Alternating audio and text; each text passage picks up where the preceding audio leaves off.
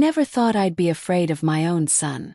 But that Tuesday night, when his fist connected with my jaw, I realized I'd created a monster.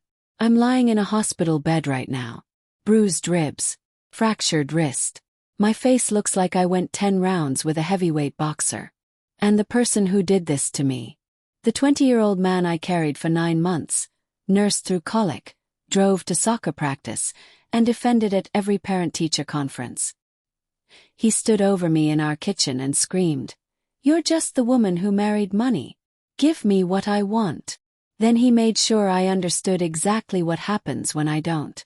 Let me tell you how I went from being a devoted mother to pressing charges against my own child.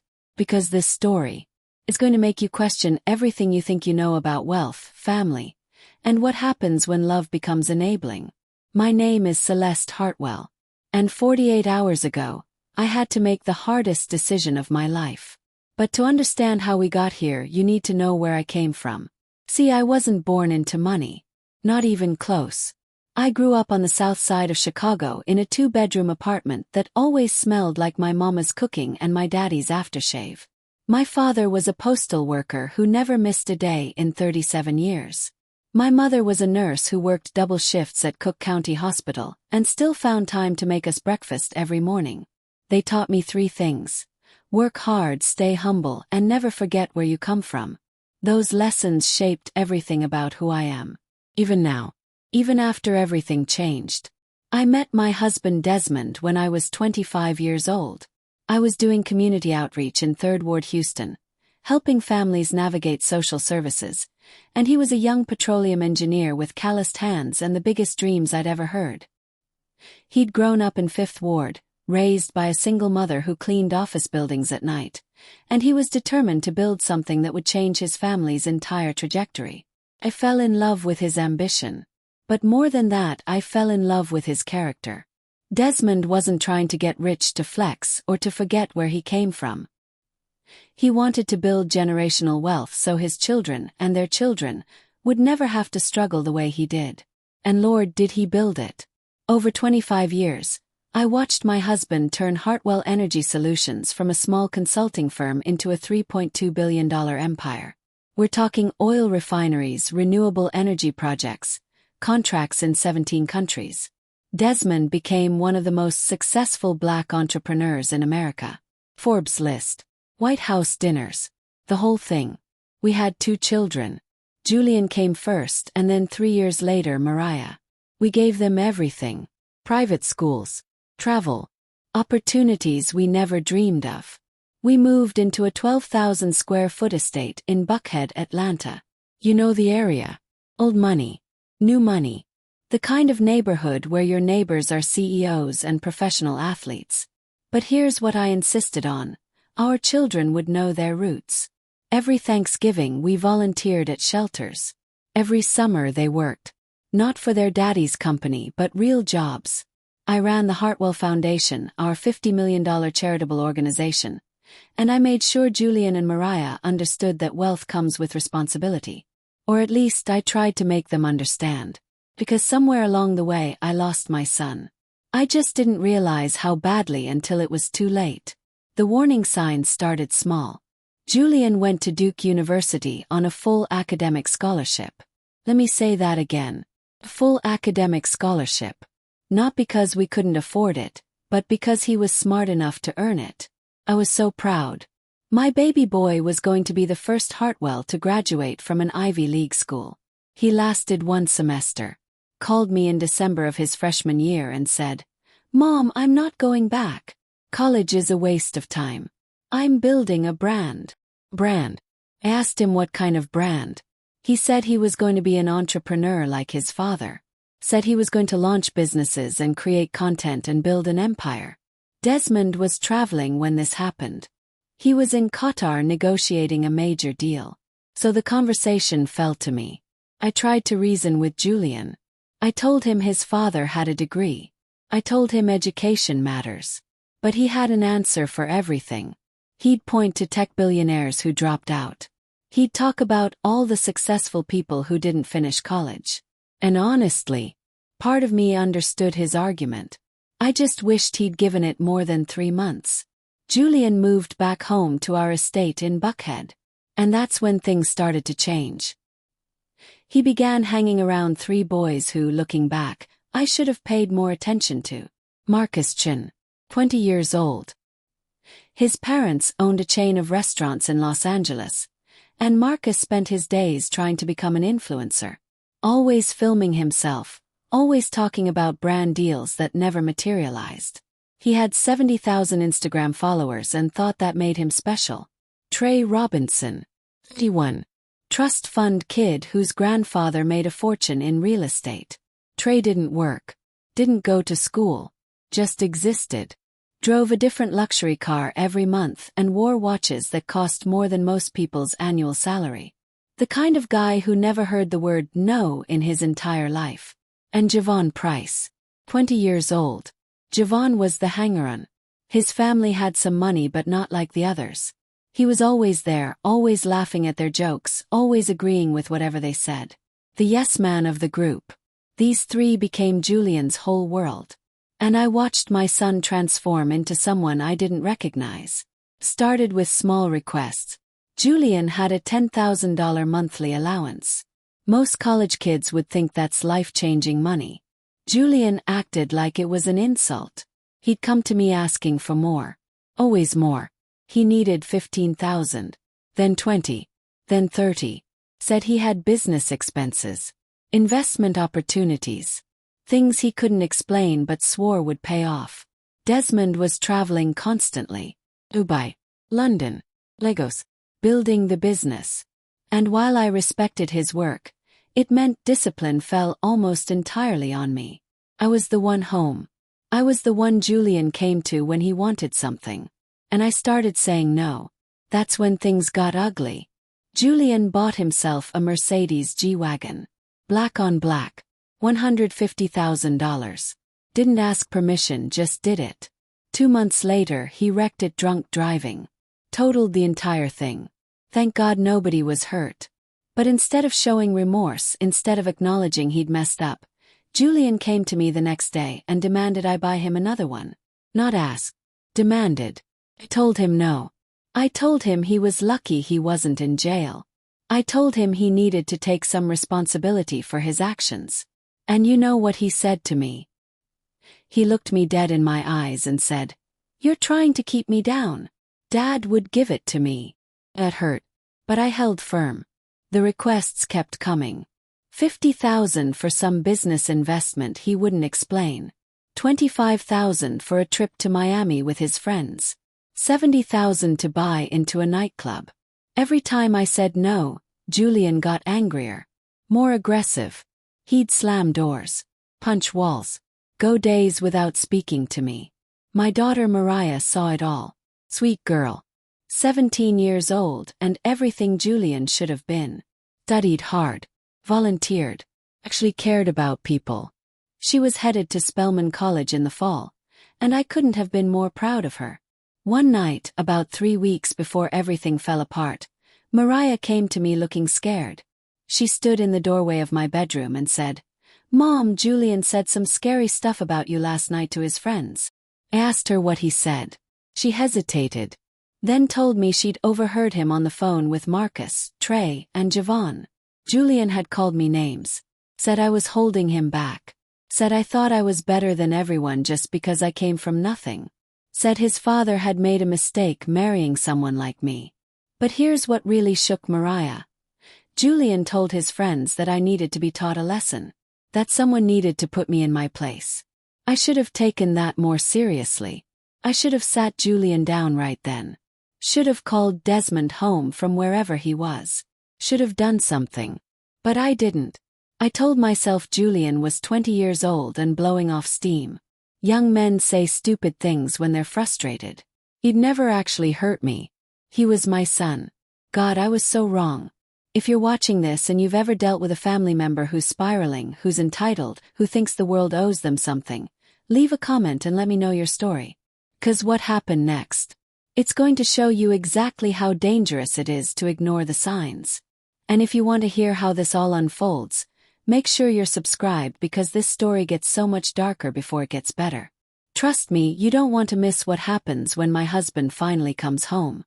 3 days before the attack, Julian came to me one more time. I was in my office at home, working on grant proposals for the foundation. We just approved funding for a youth mentorship program on the West Side, and I was feeling good. Feeling like maybe, despite everything with Julian, we were still doing some good in the world. Julian walked in without knocking. That should have been my first clue. He had that look on his face. The one that said he wanted something and wasn't planning to take no for an answer. He sat down across from my desk and said, "Mom, I need $50,000.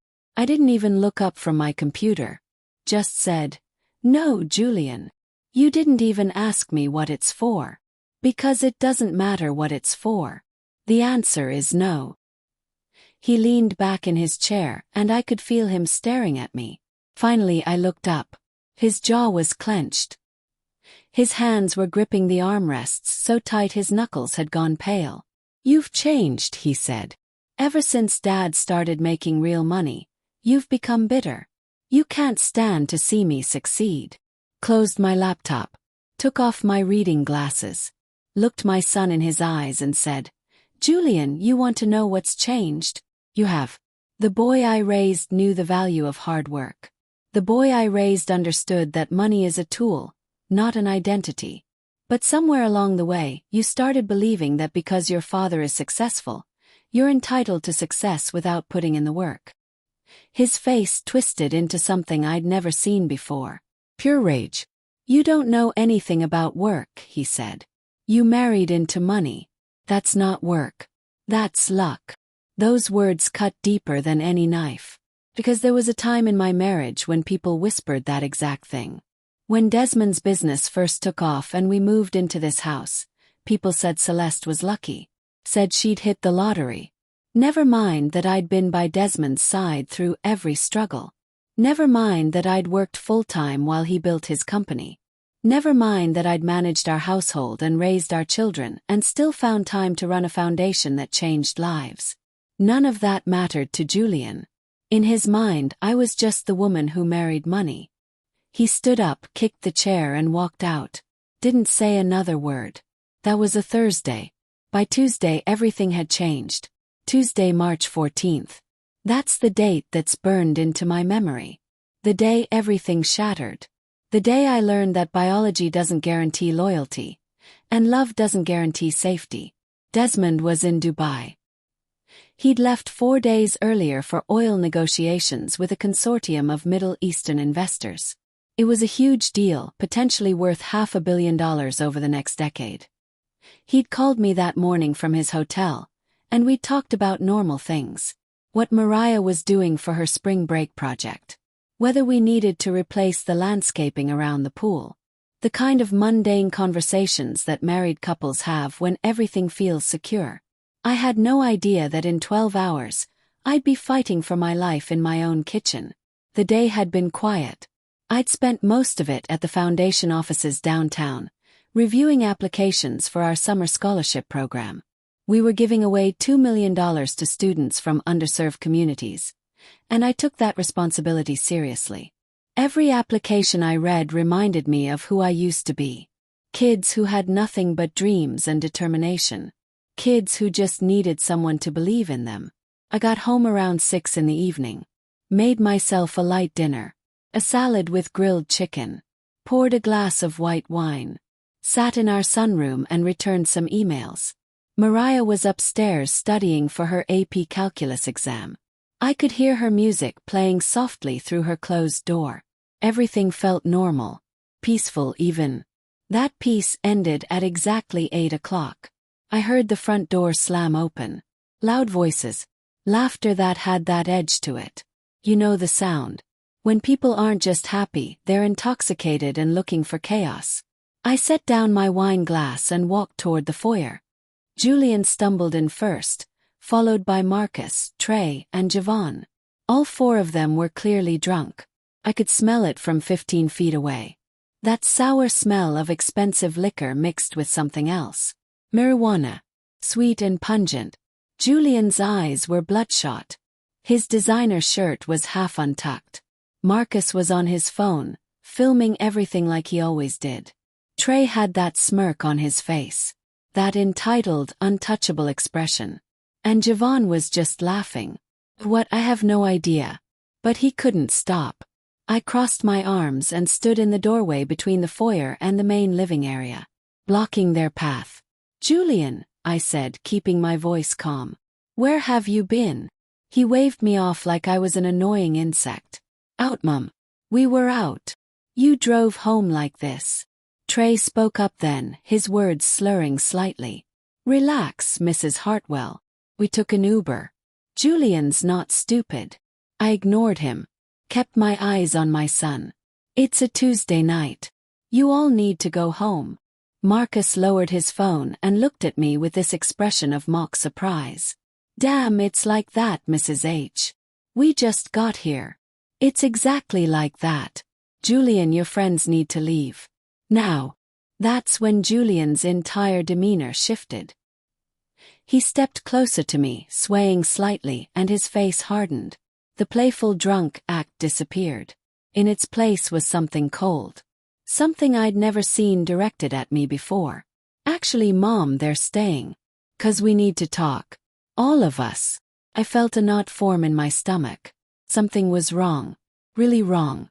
But I held my ground. "We can talk tomorrow when you're sober. Tonight they leave." Julian laughed. Actually laughed. Then he walked past me into the living room and collapsed onto our white leather sofa. His friends followed, making themselves comfortable. Trey put his feet up on our glass coffee table. Marcus was filming again. Javon was raiding our bar cart. "Julian, I'm serious. They need to go." He looked up at me from the couch, and I saw something in his eyes that made my blood run cold. Contempt. Pure, undiluted contempt. "Sit down, Mom. We need to have a conversation about money." I didn't sit. "We're not having any conversation right now. You're drunk and high, and this is not the time." "No, this is exactly the time." He stood up, steadier now, like the adrenaline was burning through the alcohol. "I need $75,000. Tonight." I blinked. "Excuse me. You heard me. 75 grand. We have a business opportunity. A nightclub downtown is looking for investors, and we can get in on the ground floor. But we need to move fast. Like tonight fast." Marcus chimed in from across the room. "It's a sure thing, Mrs. Hartwell. This club is going to be huge. Everyone who's anyone is going to be there."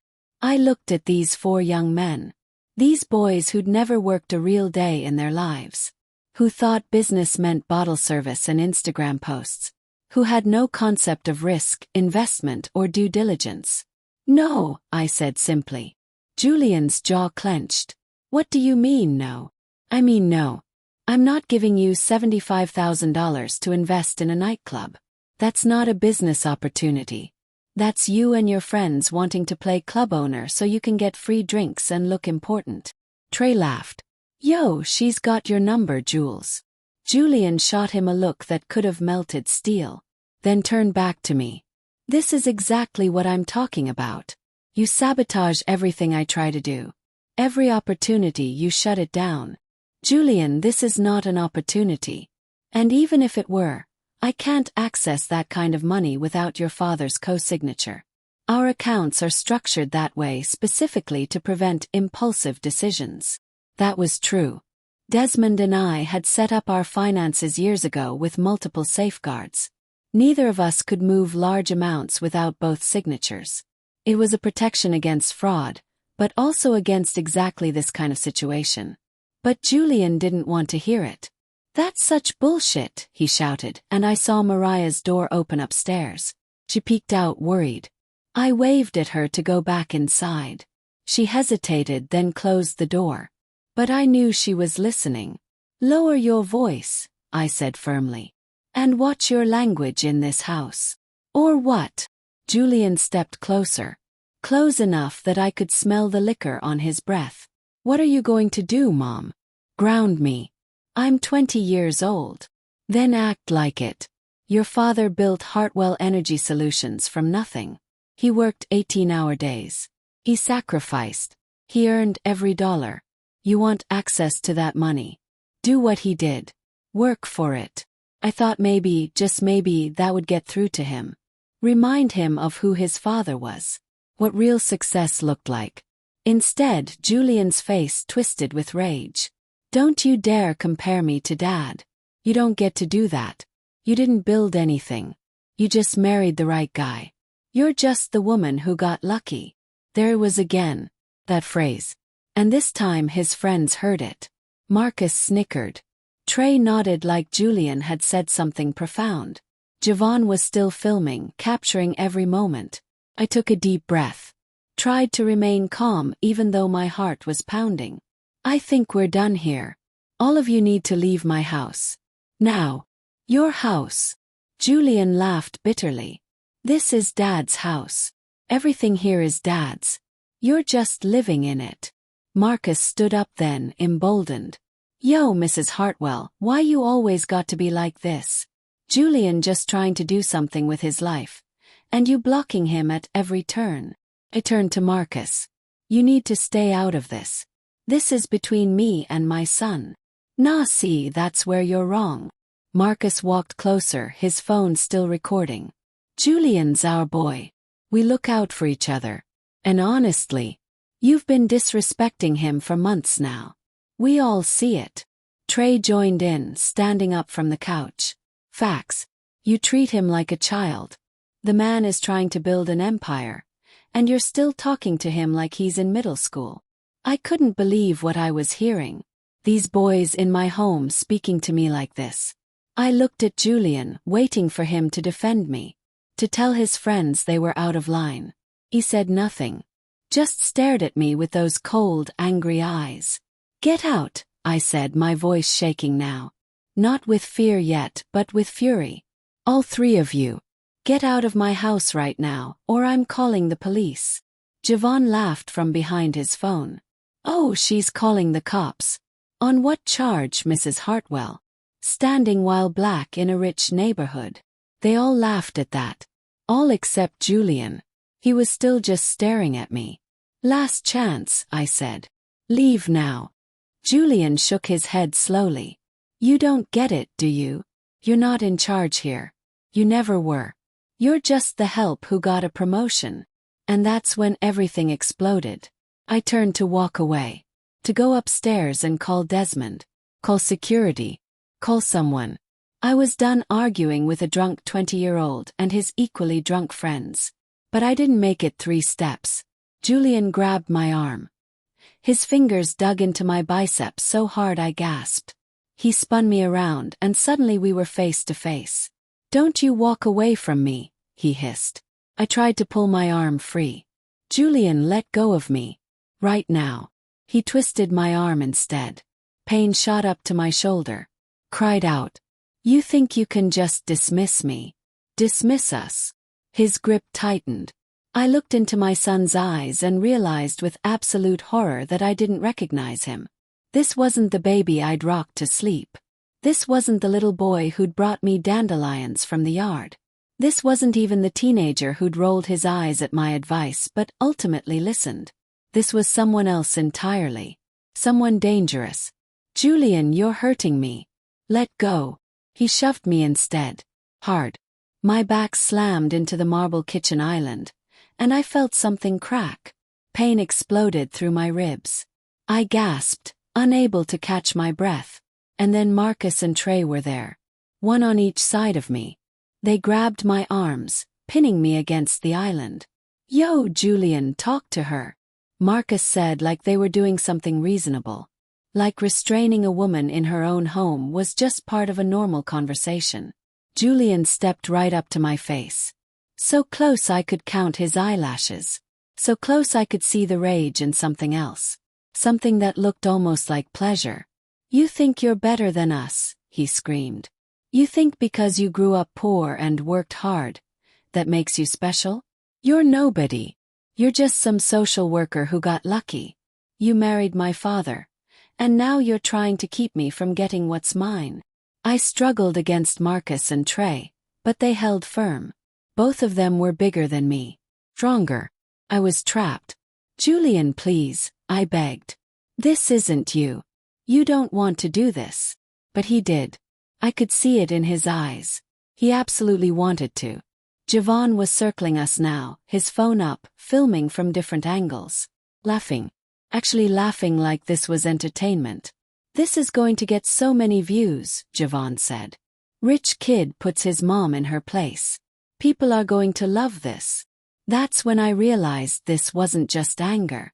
This was premeditated. They'd planned this. Maybe not the exact details, but they'd talked about it. Hyped each other up. Convinced themselves that I deserved this. Julian raised his fist, and time seemed to slow down.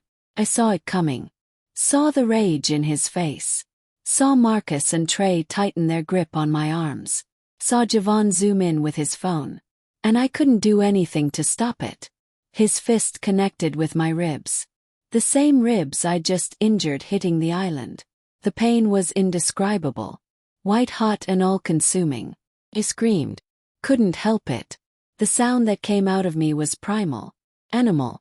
Julian, stop. I heard myself begging. Please, baby, stop. But calling him baby only made him angrier.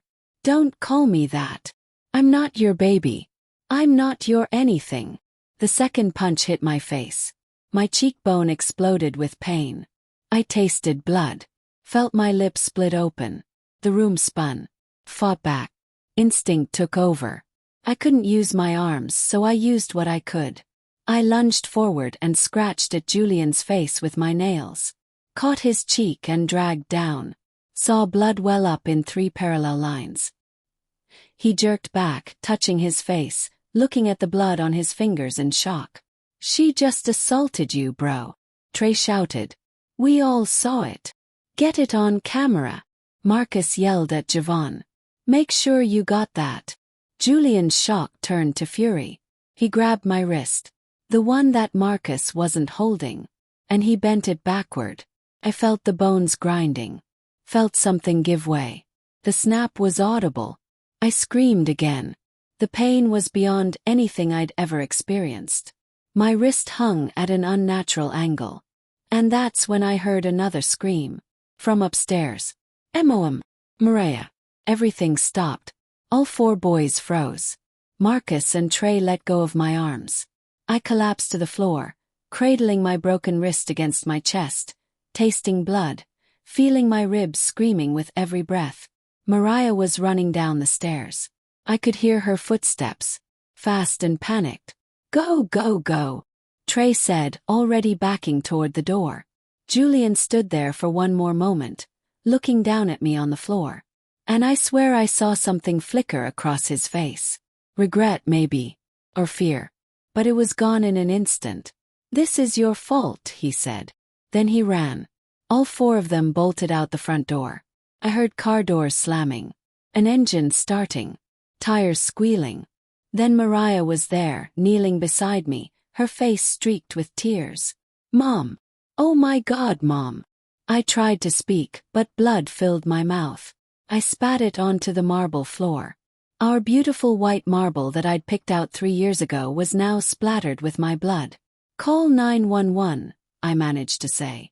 Baby, call 911. Mariah was already pulling out her phone. Her hands shaking so badly she almost dropped it. 911, what's your emergency? I could hear the operator's voice through the phone speaker. My mom's been attacked. She's bleeding. I think her wrist is broken. Please send help. The operator was asking for our address. Asking what happened. Asking if the attacker was still in the house. Mariah answered as best she could through her sobs. Then she dropped the phone and grabbed my hand. The one that wasn't broken. Mom, who did this? Who did this to you? I looked at my baby girl. My sweet, innocent Mariah. And I couldn't say it. Couldn't tell her that her brother had just beaten me. That the boy she'd grown up with, played with, looked up to had done this. Just stay with me, I whispered. Don't leave me, baby. I'm not going anywhere. I'm right here. But then a terrifying thought hit me. What if they came back? What if Julian realized that Mariah could identify them? What if he decided she was a threat? Mariah, I said urgently, ignoring the pain in my ribs. In my office. Behind the painting of your grandmother. There's a safe. Code is 0723. Your birthday. Inside there's $10,000 cash. I need you to get it. Right now. Mom, I'm not leaving you. No, Mariah. If they come back, I need you to have options. Get the money. Lock yourself in the bathroom. Call your father. Do you understand me? She was crying harder now, but she nodded. She ran to my office. I could hear her moving the painting. Hear the electronic beep of the safe opening. I lay there on the cold kitchen floor, my blood pooling around me, and thought about how quickly everything had fallen apart. This morning I'd been a wife and mother. Philanthropist. A woman who had it all figured out. Now I was a victim. In my own home. At the hands of my own son. Mariah came running back with the cash and her phone. I've got it. I called Dad, but it's going straight to voicemail. He must be in meetings. Course he was. Desmond was negotiating deals worth hundreds of millions of dollars. His phone would be off. He had no idea that back home, his wife was lying broken on their kitchen floor. I could hear sirens in the distance. Getting closer. Mariah, listen to me carefully. When the police get here, they're going to ask questions. You tell them the truth. All of it. Do you understand? But Mom. All of it, Mariah. No matter who it protects or who it hurts. The truth. She nodded, tears streaming down her face. The sirens were loud now. Right outside. I heard car doors slamming. Footsteps running up our driveway. Mariah, go let them in. She hesitated, not wanting to leave me. But finally she ran to the front door. Seconds later, paramedics rushed in. 2 of them. A man and a woman. They knelt beside me, asking questions, checking my vitals, carefully examining my injuries. Ma'am, can you tell me your name? Celeste Hartwell. Can you tell me what happened? And that's when the internal war started.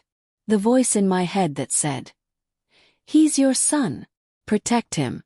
Boys make mistakes. This was the alcohol talking. He didn't mean it. But another voice louder said, he meant every second of it. And if you protect him now, you're telling him this is acceptable. You're telling Mariah that her safety doesn't matter. You're telling yourself that you deserve this. The female paramedic was looking at me with kind eyes. She'd seen this before. Could tell. She knew exactly what had happened, even if she didn't know the details. Ma'am, do you feel safe in your home right now? That question broke something in me. 'Cause the answer was no.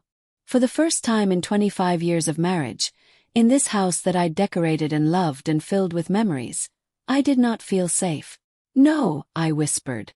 She nodded. Squeezed my good hand gently. Okay. We're going to take care of you. You're safe now. The police arrived as the paramedics were loading me onto a stretcher. 2 officers. A black woman who looked to be in her 40s and a white man who couldn't have been more than 30. The woman approached me first. Mrs. Hartwell. I'm Detective Simone Lauren. Can you tell me what happened here tonight? I looked at her. Her badge. At her kind but professional expression. Then I looked at Mariah, standing in the corner, terrified and traumatized. I looked at my blood on the floor. I touched my broken wrist, my split lip, my fractured ribs. And I made a decision that would change everything. I was attacked, I said clearly. By 4 men. In my own home. Do you know who they were? This was it. The moment. The point of no return. Could lie. I could say they were intruders. Strangers. I could protect Julian one more time. Give him one more chance. Hope that this scared him straight. Or I could tell the truth. I looked at Detective Lauren and said the words that would shatter what was left of my family. One of them was my son. If you've ever had to make an impossible choice between protecting someone you love and protecting yourself, drop a comment below. Because what happened next, the investigation that followed, the secrets that came out, and what my husband did when he finally came home, is going to show you that sometimes the people who are supposed to love us the most are the ones who hurt us the deepest. Make sure you're subscribed because this story is about to take turns you won't believe. And trust me, we're just getting started. The ambulance ride to the hospital was a blur of pain and sirens and Mariah's hand gripping mine like she was afraid I'd disappear if she let go. The paramedics had given me something for the pain, but it wasn't enough. Nothing could dull what I was feeling. Not just the physical agony of broken bones and bruised ribs, but the emotional devastation of knowing that my own son had done this to me. We arrived at Emory University Hospital at 9:47 p.m.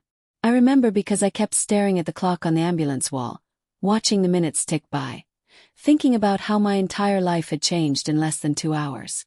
They wheeled me into the emergency room, and that's when I saw her. Dr. Amara Okonkwo. Thank God. Out of all the doctors who could have been on call that night, it was Amara.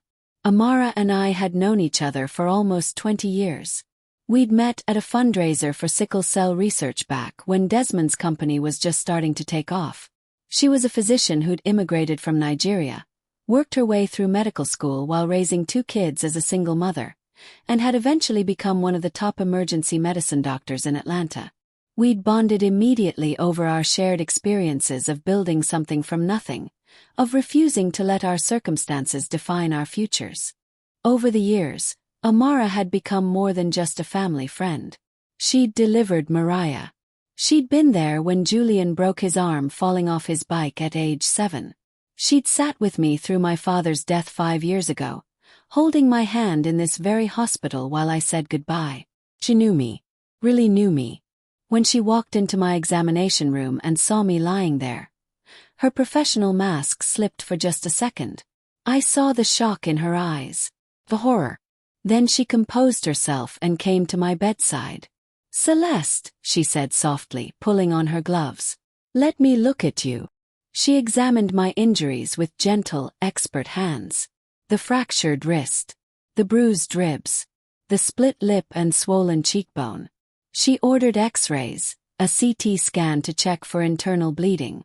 All the while she was quiet, observant.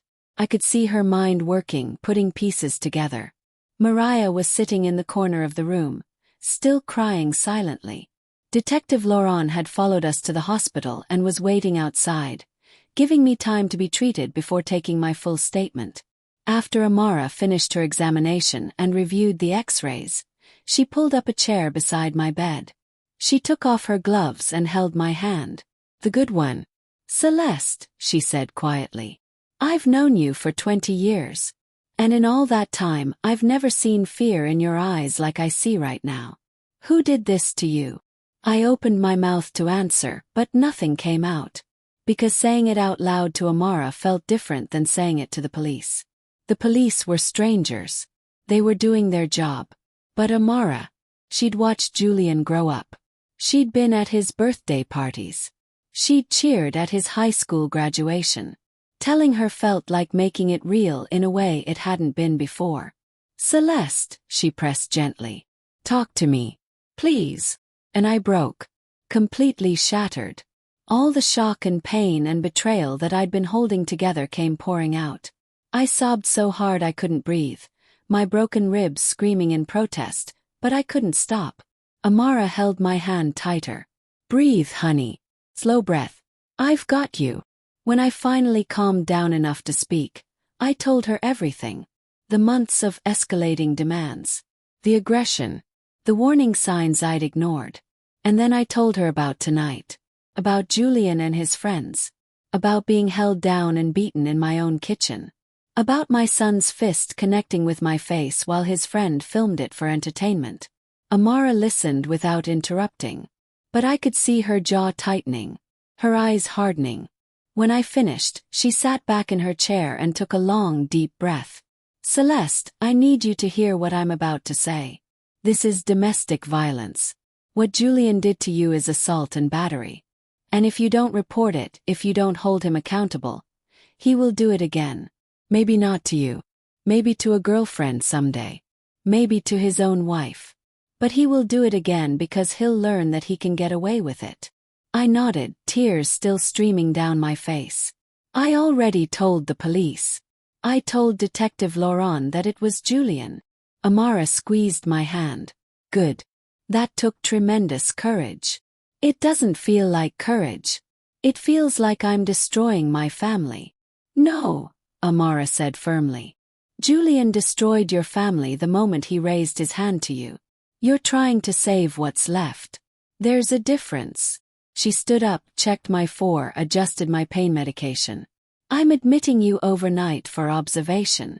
Those ribs are badly bruised, and I want to make sure there's no internal bleeding.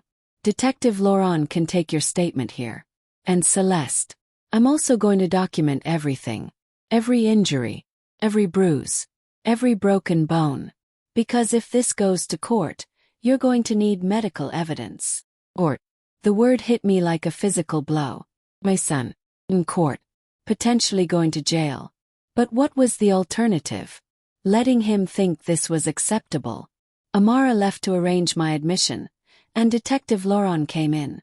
She pulled up the same chair Amara had been sitting in and took out a notepad. Mrs. Hartwell, I know this is difficult, but I need you to walk me through everything that happened tonight. Every detail you can remember. So I told her, start to finish. She took notes, asked clarifying questions, recorded my statement on her phone with my permission. When I described Marcus and Trey holding my arms while Julian hit me, I saw her expression darken. That's felony assault, she said. With multiple participants, we're looking at conspiracy charges too. What about the video? Yes. Javon was filming everything. We'll need to get that phone. We'll get a warrant if necessary. Videos like that are crucial evidence. I gave her descriptions of all 4 boys. Their full names, which I knew from the many times they'd been in my home. Where they lived, or at least where I thought they lived. Everything I could remember. Mrs. Hartwell, I have to ask. Are you afraid Julian will come back? Do you feel you need protection? The question made my stomach drop. I don't know. I want to say no. He's my son. But honestly, after tonight, I don't know what he's capable of. We can arrange for a patrol car to drive by your house regularly. And you can file for a restraining order tomorrow. A restraining order. Against my own child. After Detective Laurent left, they moved me to a private room on the 4th floor. Mariah stayed with me, curled up in the chair beside my bed. I tried to get her to go home to sleep in her own bed, but she refused. I'm not leaving you alone, Mom, she said. What if Julian comes here? That thought hadn't occurred to me. But it should have. Because Julian knew exactly where I'd be. I tried calling Desmond again. It was the middle of the night in Dubai, but this was an emergency. The call went straight to voicemail. He must have had his phone off for the negotiations. I left a message trying to keep my voice steady. Des, something terrible happened. Julian attacked me. I'm in the hospital. I'm okay, but I need you to call me as soon as you get this. Please. It's urgent. I hung up and stared at my phone, willing it to ring. Willing my husband to somehow sense that I needed him and call me back. Instead, Julian called. His name lit up my screen. I stared at it, my heart pounding. Part of me wanted to answer. Wanted to hear him say he was sorry. That he'd been drunk and stupid and didn't mean it. That he was horrified by what he'd done. But another part of me, the part that was learning to protect herself, knew better. I blocked his number. He called again from a different number. I didn't recognize it, but when I answered, it was him. Mom, we need to talk. Hung up. Blocked that number too. He tried 3 more times from 3 different numbers. Each time I blocked him. Finally the calls stopped. I lay there in that hospital bed, my body broken, my heart shattered, and tried to process what my life had become. Around 2 in the morning my phone rang again. This time it was a number I recognized. Patricia Hartwell. Desmond's mother. My hand hesitated over the phone. Patricia and I had a complicated relationship. She'd never quite approved of me marrying her son. She thought Desmond should have married someone from a prominent family. Someone with connections. Someone who could help advance his career in ways a social worker from the South Side never could. But we'd maintained a polite relationship over the years. She loved her grandchildren, and that was enough for me to overlook the occasional pointed comment about my background. I answered, hoping maybe Julian had gone to her house. Maybe she could talk some sense into him. "Patricia, what did you do to my grandson?" Her voice was sharp, accusatory. I blinked, confused. "What?" "Patricia, I don't understand. Julian is here. He's devastated. His face is all scratched up, and he told me what you did. How could you, Celeste? How could you attack your own child?" The world tilted. "Patricia, that's not what happened. Julian attacked me. I'm in the hospital right now with a broken wrist and fractured ribs." "Oh, please." "Julian told me everything. He said you've been treating him terribly for months. That you're jealous of his relationship with Desmond. That tonight you just snapped and went after him, and he had to defend himself." I couldn't believe what I was hearing. Julian had gotten to her first. Had spun an entire lie. And she'd believed him without question. "Patricia, none of that is true. Julian came home drunk with his friends. He demanded money, and when I refused, he and his friends attacked me. There were 4 of them. They held me down while Julian beat me. My daughter witnessed it. The police have my statement." "The police?" Patricia's voice went shrill. "You called the police on your own son. Celeste, what is wrong with you?" "What's wrong with me?" "Patricia, your grandson broke my wrist. He punched me in the face. What was I supposed to do? Handle it within the family. Not air our business to the police like we're common criminals. Desmond is going to be humiliated when this gets out. His business partners, his investors, everyone will know. I don't care." I was crying again, my voice breaking. "I don't care what people think. Julian hurt me, and he needs to face consequences." Patricia was silent for a moment. When she spoke again, her voice was cold. "You were always jealous of Julian. From the day he was born, you wanted all of Desmond's attention for yourself.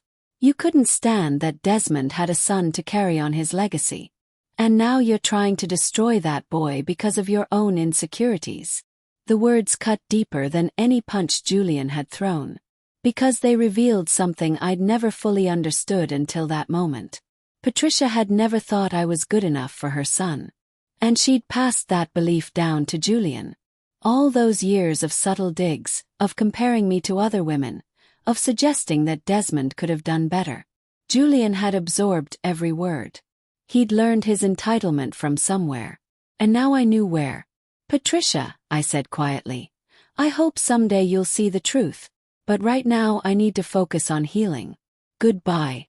I hung up before she could respond. Blocked her number too. Mariah had woken up during the call. She looked at me with red, swollen eyes. "Grandma Patricia believes him." "Yes, baby. She does. But that's insane. She didn't even ask to hear your side." I pulled Mariah close with my good arm. "Some people will always believe what they want to believe. Especially when the truth is too painful to accept." We tried to sleep after that, but it was impossible. Every time I closed my eyes, I saw Julian's face. Felt his fist connecting with my ribs. Heard him screaming that I was nobody. Around 6 in the morning my phone started blowing up. Not with calls this time. With notifications. Instagram, Twitter, Facebook. Hundreds of them. Mariah grabbed my phone before I could. "Mom, don't look at it." But I could see her face going pale as she scrolled. "What is it?" "Mariah, what's happening?" She turned the phone toward me reluctantly. Javon had posted the video. But not the real video. He'd edited it. Cut out everything that showed Julian attacking me. Cut out Marcus and Trey holding me down. All that was left was the part where I scratched Julian's face. That split second where I fought back. The caption read, "Crazy rich lady attacks her own son, we had to hold her back. Some mothers really be out here wilding. Praying for my boy Julian." The video had been posted 4 hours ago. It already had 2 million views. I started scrolling through the comments, and each one felt like another assault. Rich people think they can do anything. That lady is crazy. Look at her face. She's unhinged. Those boys probably saved that kid's life. Somebody needs to call CPS. That woman is dangerous. She attacked him because he probably asked for his trust fund. Rich parents be stingy AF. On and on. Thousands of comments. All attacking me. All painting me as the villain. Then I saw that the video had been picked up by a local gossip blog. They'd identified me. Celeste Hartwell, wife of billionaire oil mogul Desmond Hartwell, caught on video attacking her son Julian at their Buckhead estate. My phone kept buzzing. Someone had found the Hartwell Foundation's Instagram account. The comments there were even worse. This woman runs a charity. She needs charity for her mental health. Imagine donating to her foundation. Your money probably goes to her therapy bills. Violent people shouldn't be in charge of helping others. Shut this foundation down. My life's work. The foundation I'd built over 15 years. The millions of dollars we'd given to students and families and communities. All of it was being destroyed by a 30-second edited video. I looked at Mariah, and she was crying again. Mom, this is so wrong. They don't know what really happened. No, they don't. But they think they do. And that's all that matters to them. Amara came in to check on me around 7 a.m. She saw me staring at my phone, saw the tears on my face, and immediately understood. The video. He nodded. She took my phone gently and set it on the far table. Don't read those comments. Those people don't know you. They don't know the truth. And when the truth comes out, they'll move on to the next viral video and forget this ever happened. But what if it doesn't come out? What if Julian's version is the only one people believe? Detective Laurent is getting the full video. The truth will come out, Celeste. You just have to be patient. But patience was hard when my entire reputation was being destroyed in real time. By noon, local news had picked up the story. Channel 5 ran a segment. Billionaire's wife accused of assaulting son. Questions raised about her role in prominent charitable foundation. They showed my photo. A professional headshot from the foundation's website where I was smiling and wearing pearls and looking every bit like a woman who had it all together. Then they showed a screenshot from Javon's video. Frozen on the moment where my face was twisted in anger, my hand reaching toward Julian's face. The juxtaposition was deliberate.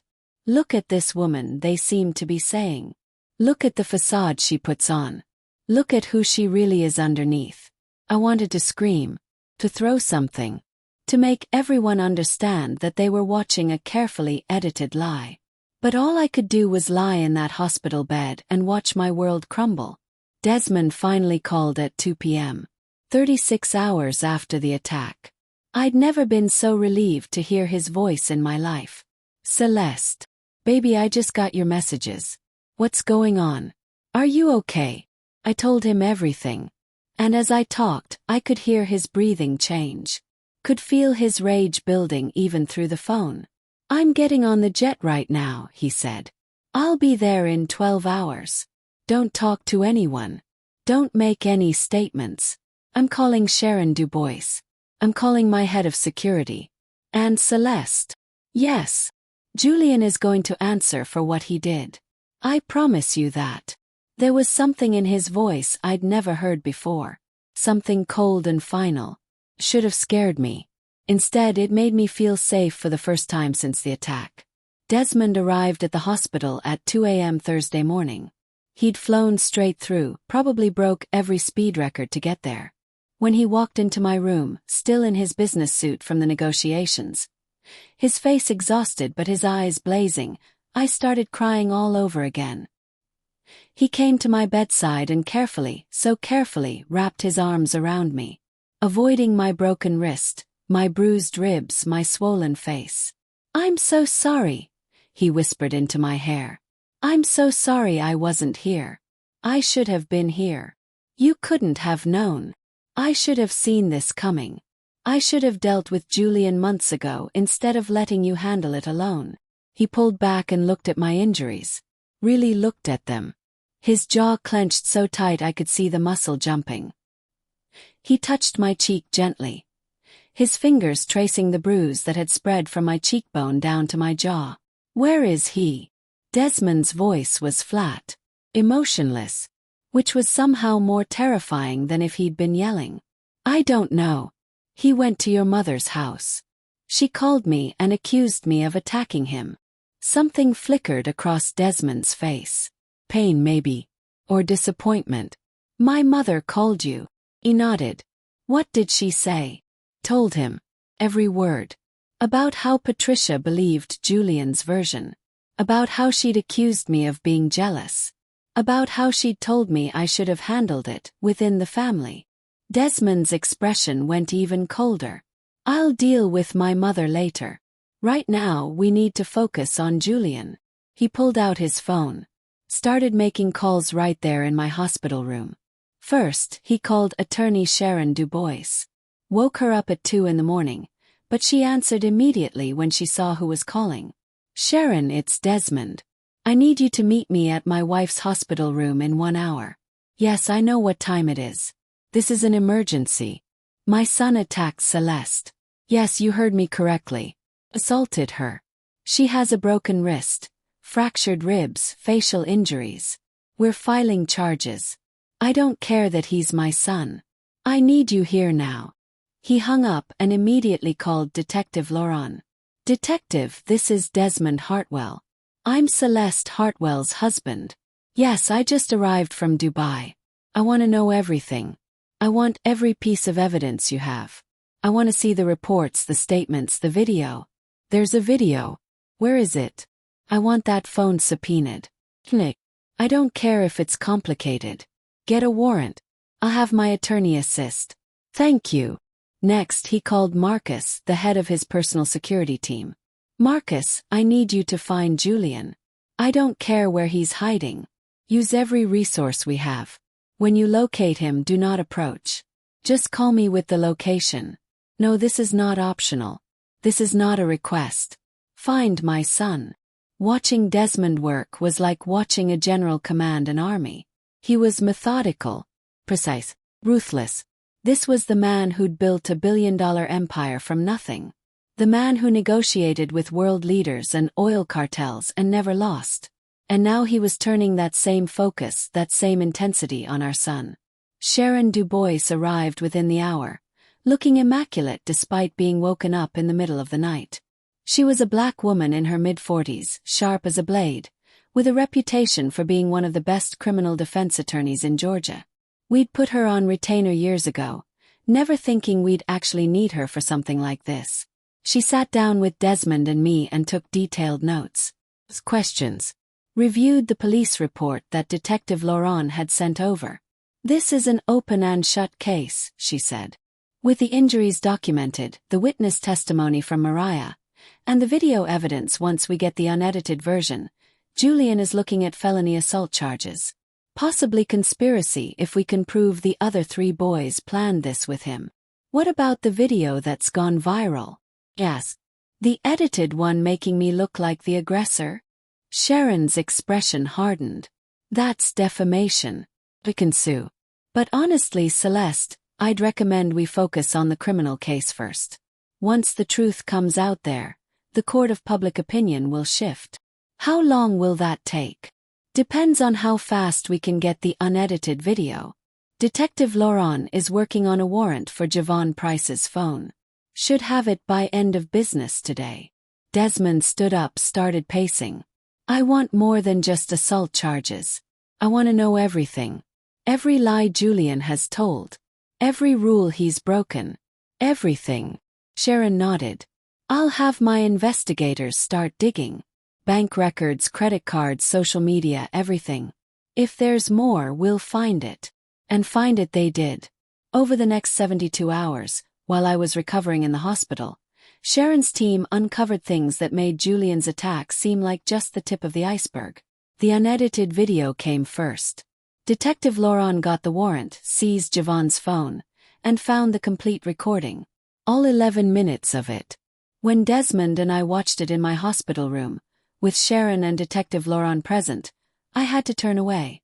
Watching myself being held down, being beaten, hearing myself beg my son to stop, It was too much.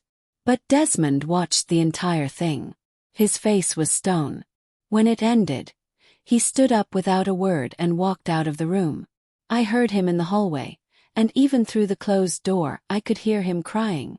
My husband, who never cried, who prided himself on his control, was sobbing in a hospital hallway because his son had beaten his wife. The video showed everything Javon's edited version had hidden. Julian initiating the violence. Marcus and Trey restraining me. Julian's fist connecting with my ribs, then my face. My desperate attempts to fight back. Mariah's screams from upstairs. All of it.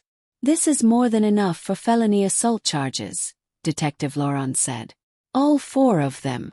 But that wasn't all they found. Sharon's investigators pulled our bank records. And there, hidden among hundreds of transactions, they found something that made my blood run cold. Julian had been stealing from the Hartwell Foundation. $30,000 over the course of 6 months. Small withdrawals, usually $2,000 or $3,000 at a time, carefully spaced out so they wouldn't trigger any red flags in our accounting system. He'd somehow gotten my password. I thought back and realized he must have watched me type it in. The foundation computer was in my home office, and Julian was always in and out. I'd never thought to hide it from him. Never thought my own son would steal from a charity. How did we not catch this sooner? Asked Sharon. He was smart about it. Never took enough at once to trigger an audit. Kept the withdrawals under the threshold that would require dual authorization. He knew exactly how the system worked. Because I'd taught him. Years ago, when Julian was 16 and interested in how the foundation operated, I'd walked him through everything. Shown him the accounting system. Explained the safeguards. Never imagining he'd use that knowledge to rob us. But there was more. The investigators found pawnshop records. Over the past 4 months, Julian had been systematically stealing items from our house and selling them. Art pieces. Small ones that we wouldn't immediately notice missing. A bronze sculpture from the study. A painting from the guest bedroom. Together worth about $40,000. Jewelry. My jewelry. Pieces I'd thought I'd misplaced or lost.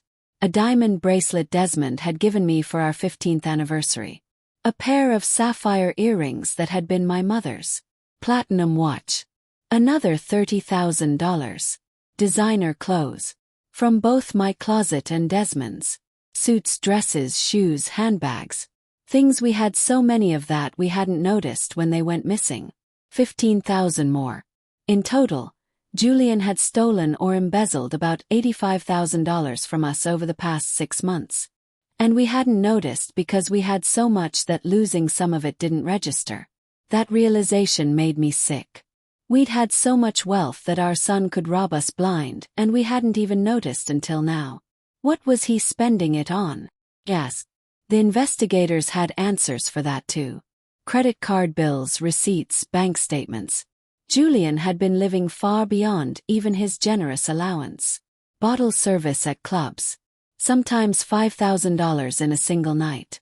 Designer clothes. Jewelry for himself and gifts for whatever girls he was seeing. A leased Porsche that we'd known nothing about, parked at Trey's house. Gambling debts. Julian apparently had been betting on sports and losing badly. My son had become everything Desmond and I had worked so hard to avoid. Entitled, reckless, destructive. And neither of us had seen it until it was too late. But the worst discovery came when Detective Laurent interviewed Mariah. My sweet girl had been so traumatized by what she'd witnessed that Desmond and I had arranged for her to speak with a therapist before giving her official statement. The therapist helped her process what she'd seen, and then Detective Laurent spoke with her gently, carefully. Mariah confirmed everything I'd said.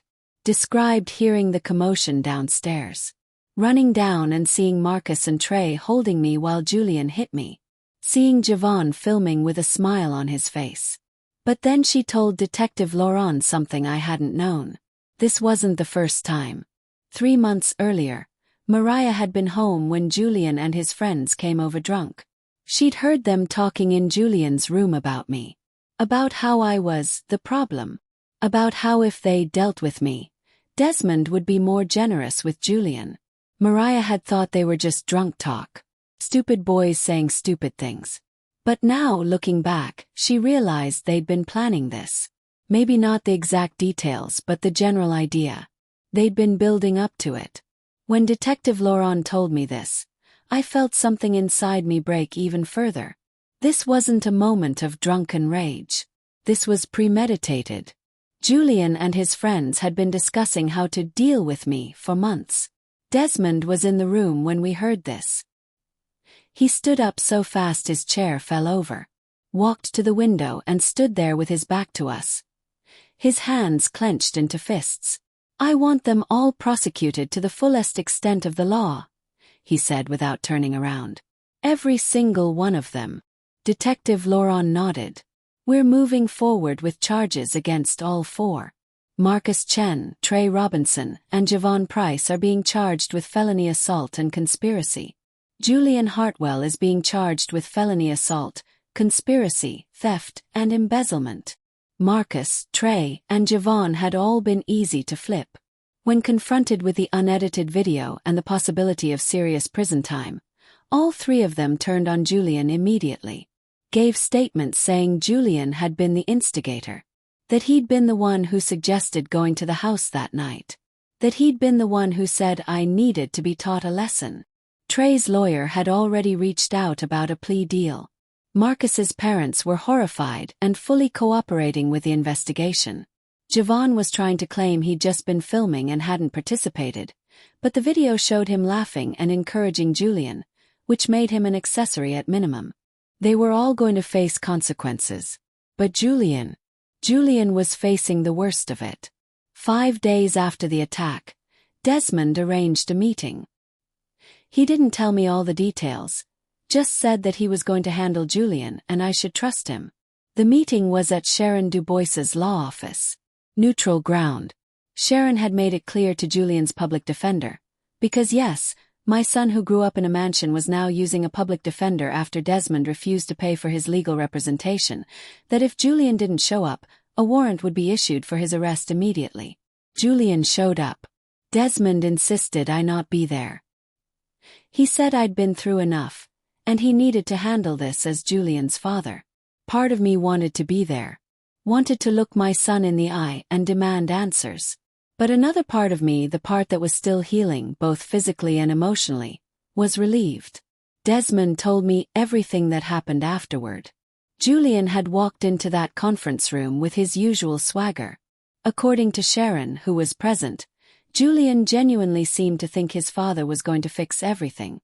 That Desmond would write some checks, make some calls, and all of this would go away. He was wrong.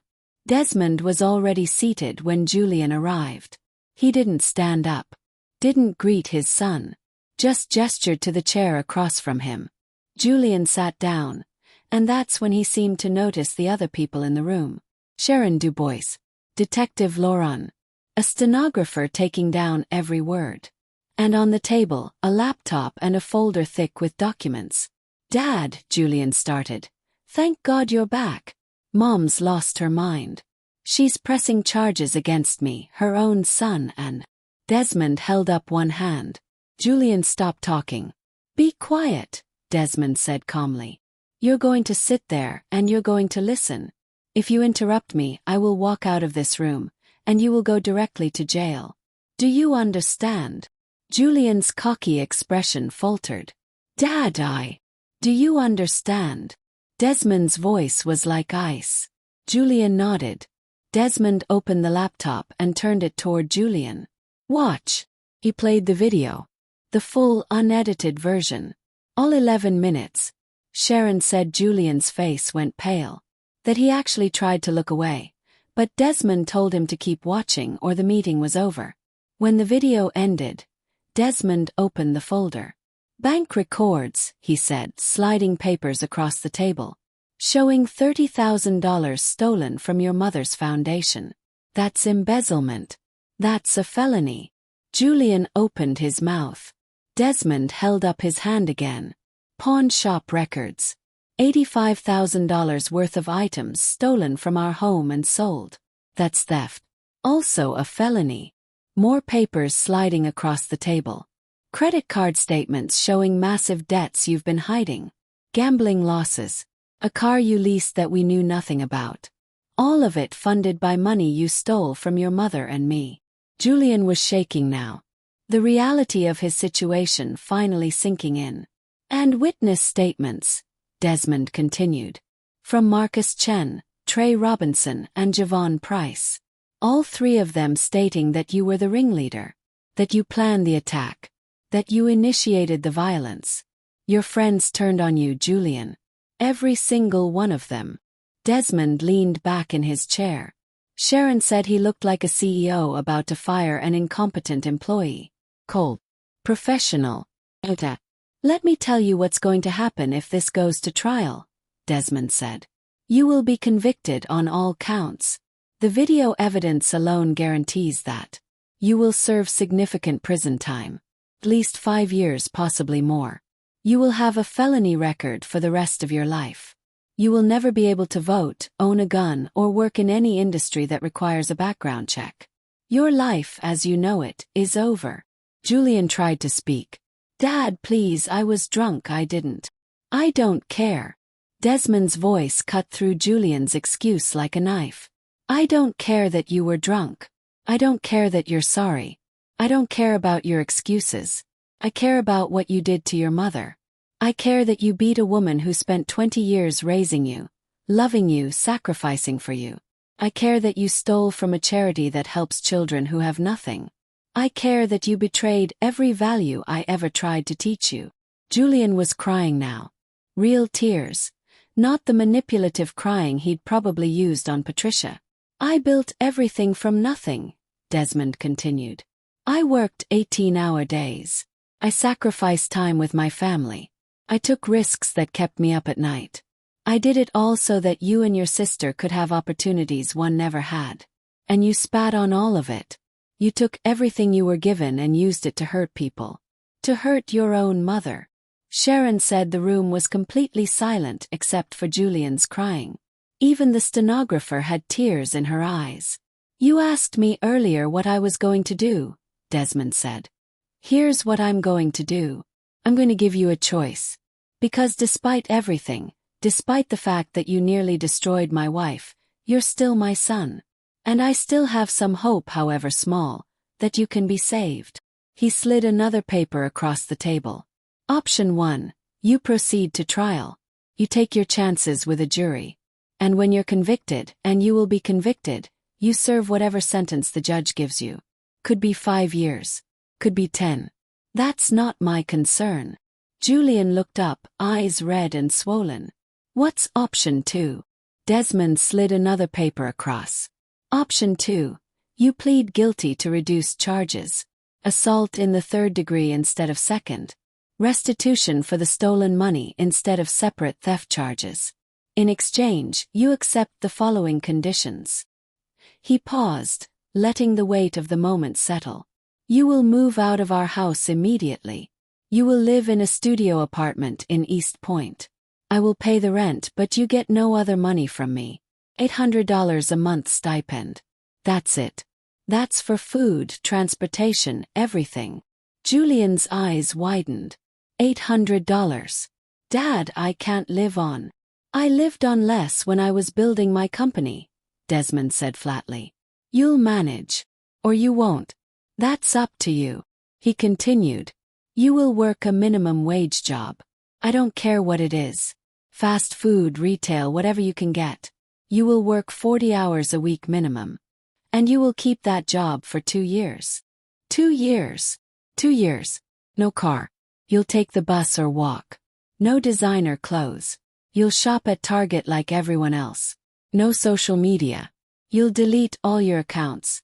No contact with Marcus, Trey, or Javon. Restraining orders will be filed if necessary. Julian was shaking his head. Dad, you can't. I can, and I am. You'll also attend weekly therapy sessions with Dr. Marcus Reynolds. He specializes in entitlement and addiction. You'll work with him for the entire 2 years. Desmond leaned forward. If you complete the program, and I mean actually complete it, not just show up, if you work every week, if you attend every therapy session, if you show genuine change and growth, then after 2 years your charges will be reduced to a misdemeanor.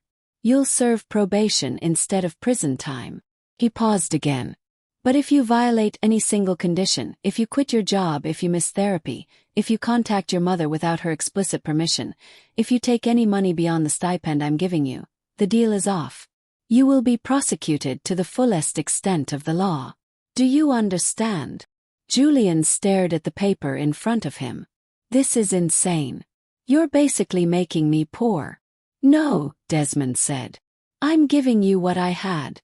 What your mother had. A chance to build something with your own hands. A chance to understand what work actually means. What sacrifice means. What it means to earn something instead of having it handed to you. You can't be serious. I'm your son. Desmond stood up. That's exactly why I'm doing this. Because you're my son, and I refuse to watch you destroy yourself. This is your only chance, Julian. 2 years of discomfort and growth, or 5 to 10 years in prison.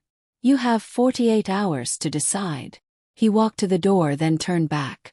And Julian, your mother was right. About everything.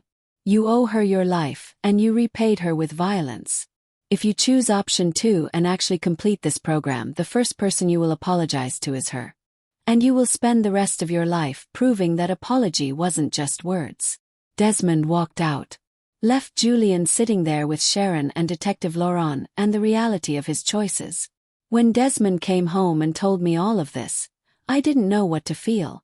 Part of me wanted Julian to face prison time. Wanted him to suffer the full consequences of what he'd done. But another part of me, the mother part that still remembered rocking him to sleep as a baby, hoped he would choose the program.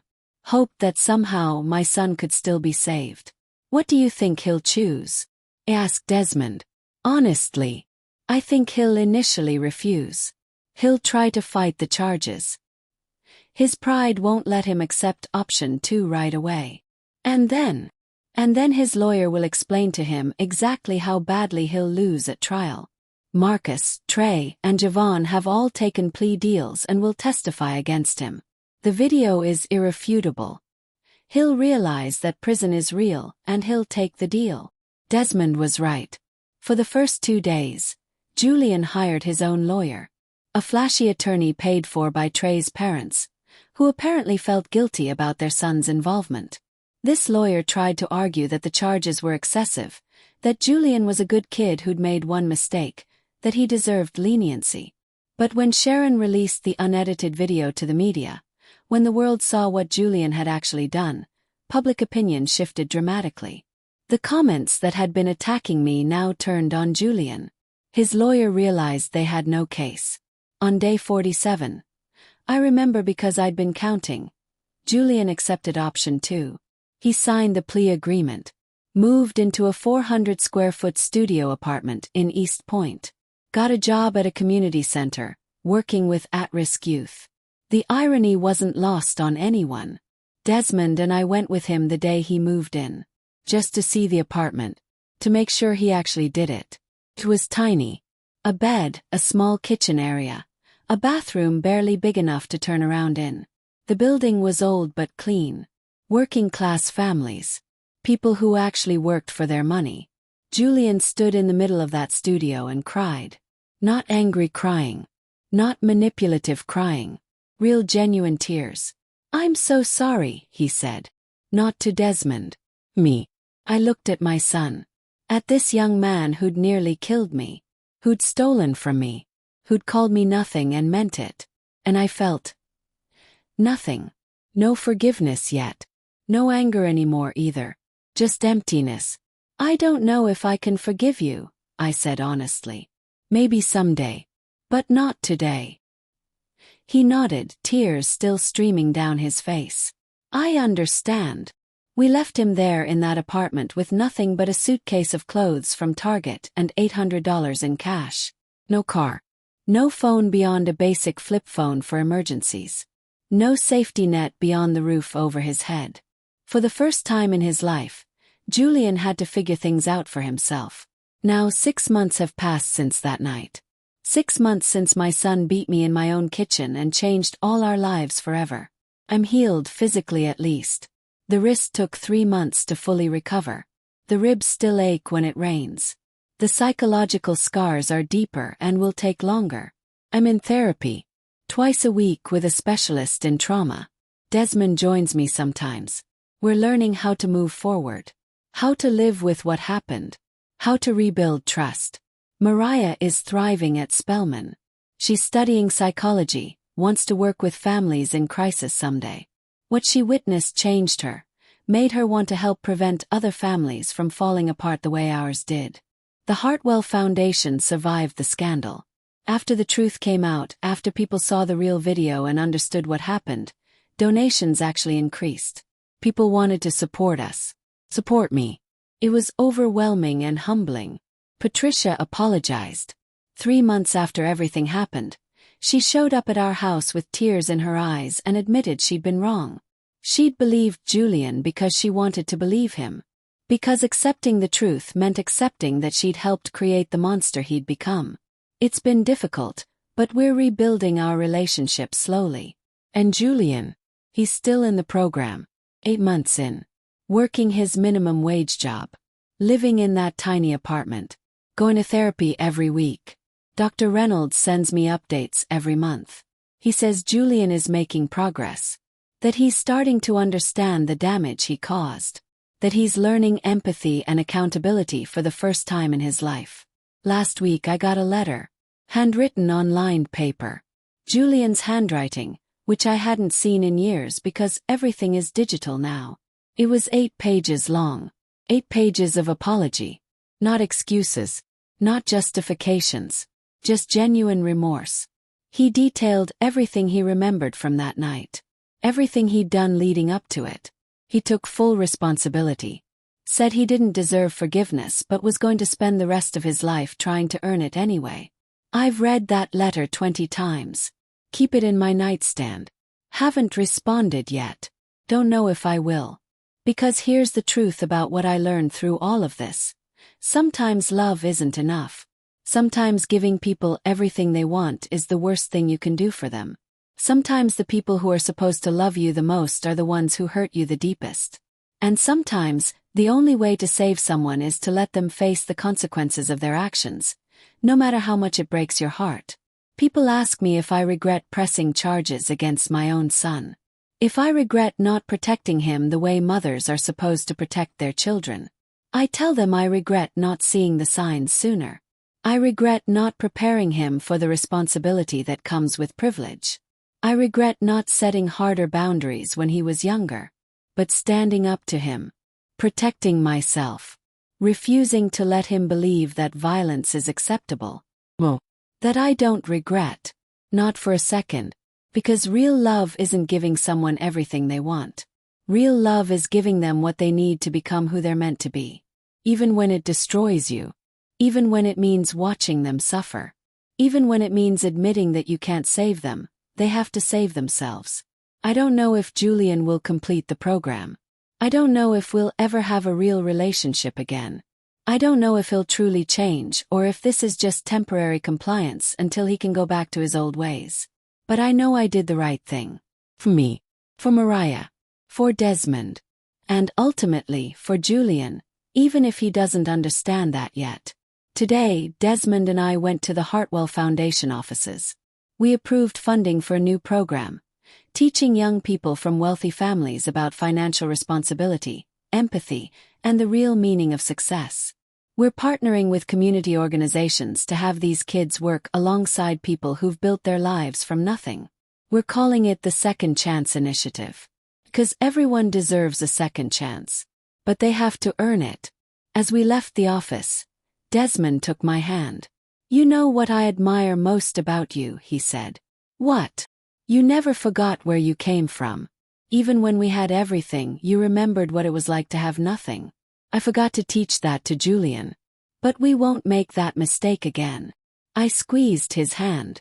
We did the best we could with what we knew. Now we know better. And that's all any of us can do. Learn. Grow. Try to do better.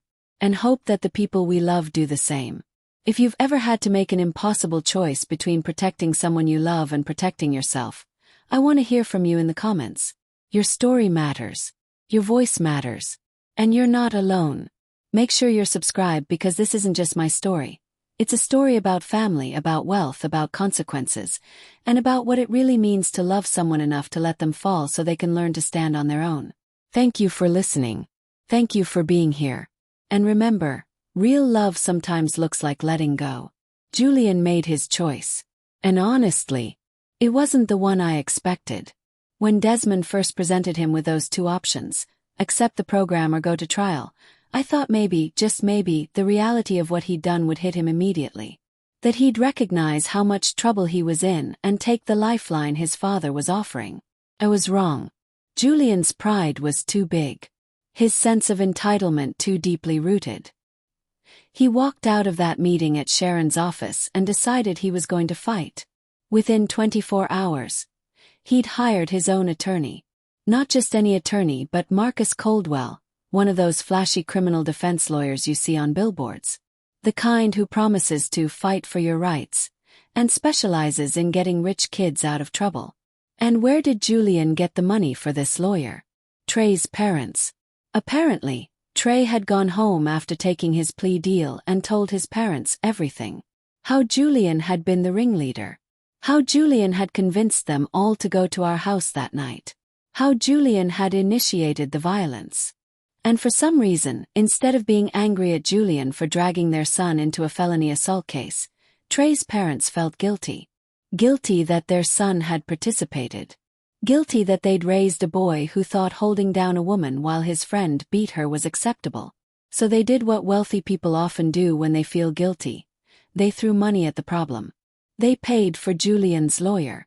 A retainer of $50,000 up front. Because in their minds, I guess, all the boys were equally responsible. And if their son was getting a second chance through a plea deal, Julian deserved the same opportunity. The logic was twisted, but I was learning that wealth often creates its own twisted logic. Marcus Coldwell took Julian's case and immediately went on the offensive. He gave interviews to local news stations, talking about how this was a complicated family matter that had been blown out of proportion. He suggested that I was unstable, that I'd been the aggressor, that Julian and his friends had simply been defending themselves. It was the edited video argument all over again, but now with a lawyer's polished delivery and expensive suit lending it credibility. Court date was set. May 23rd. 2 months away. Julian would face a jury of his peers and answer for what he'd done.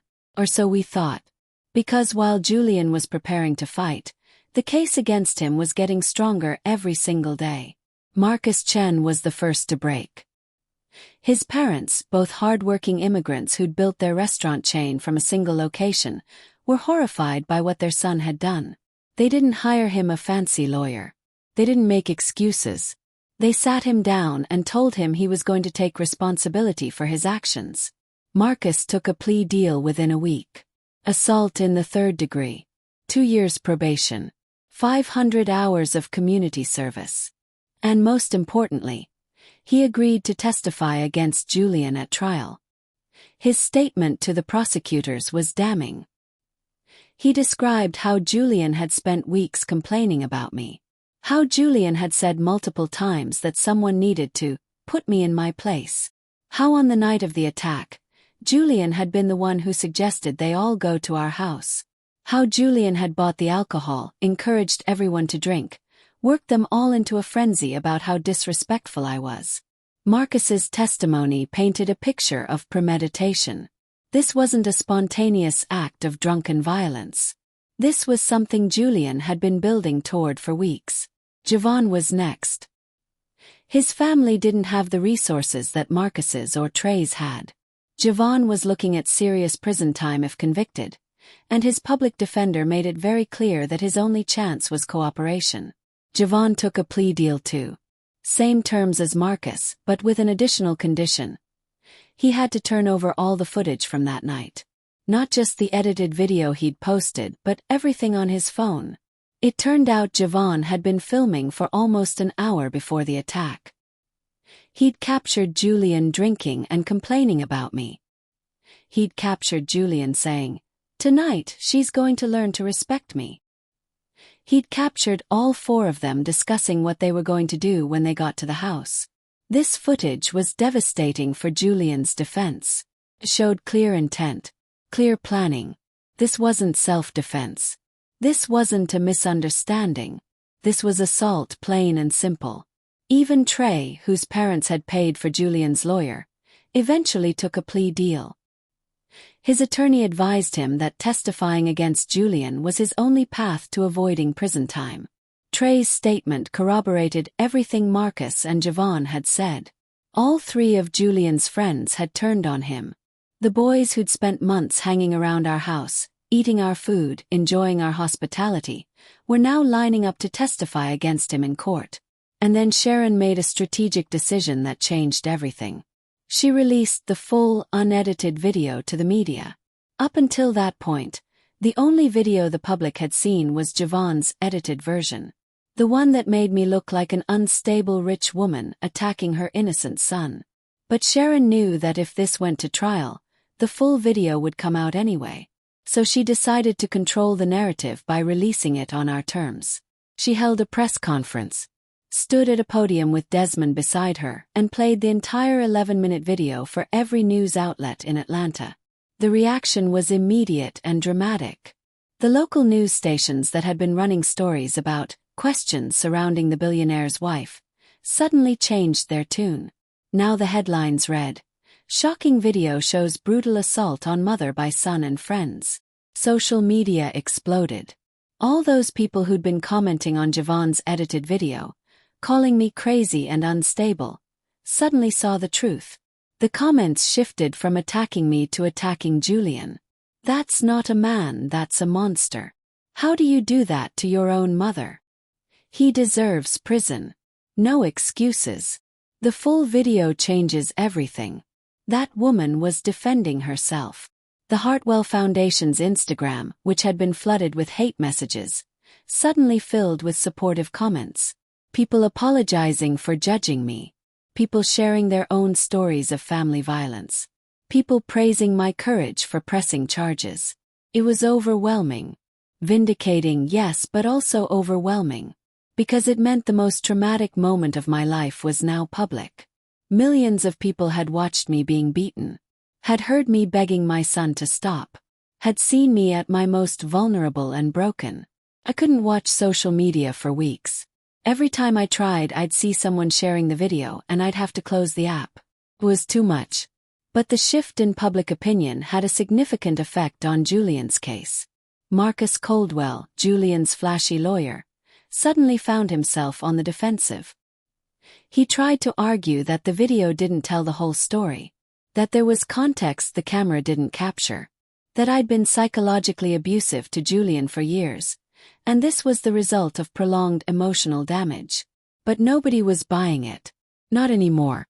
Not when they could see with their own eyes exactly what had happened. 3 weeks before the trial date, Marcus Coldwell called Sharon Dubois. He wanted to discuss a plea agreement. Sharon told him there was already an agreement on the table. The one Desmond had offered. Program. Take it or leave it. Coldwell tried to negotiate. Tried to get better terms. Shorter duration, more money, fewer restrictions. Sharon shut him down every time. "Your client has one offer," she told him. The same offer he had 6 weeks ago. It expires in 48 hours. After that we go to trial and he loses. He knows it. You know it. Everyone knows it. Marcus Coldwell went back to Julian and explained the reality of the situation. The video was damning. All 3 witnesses were cooperating with the prosecution. The physical evidence, my injuries, the medical reports, the documented theft, was overwhelming.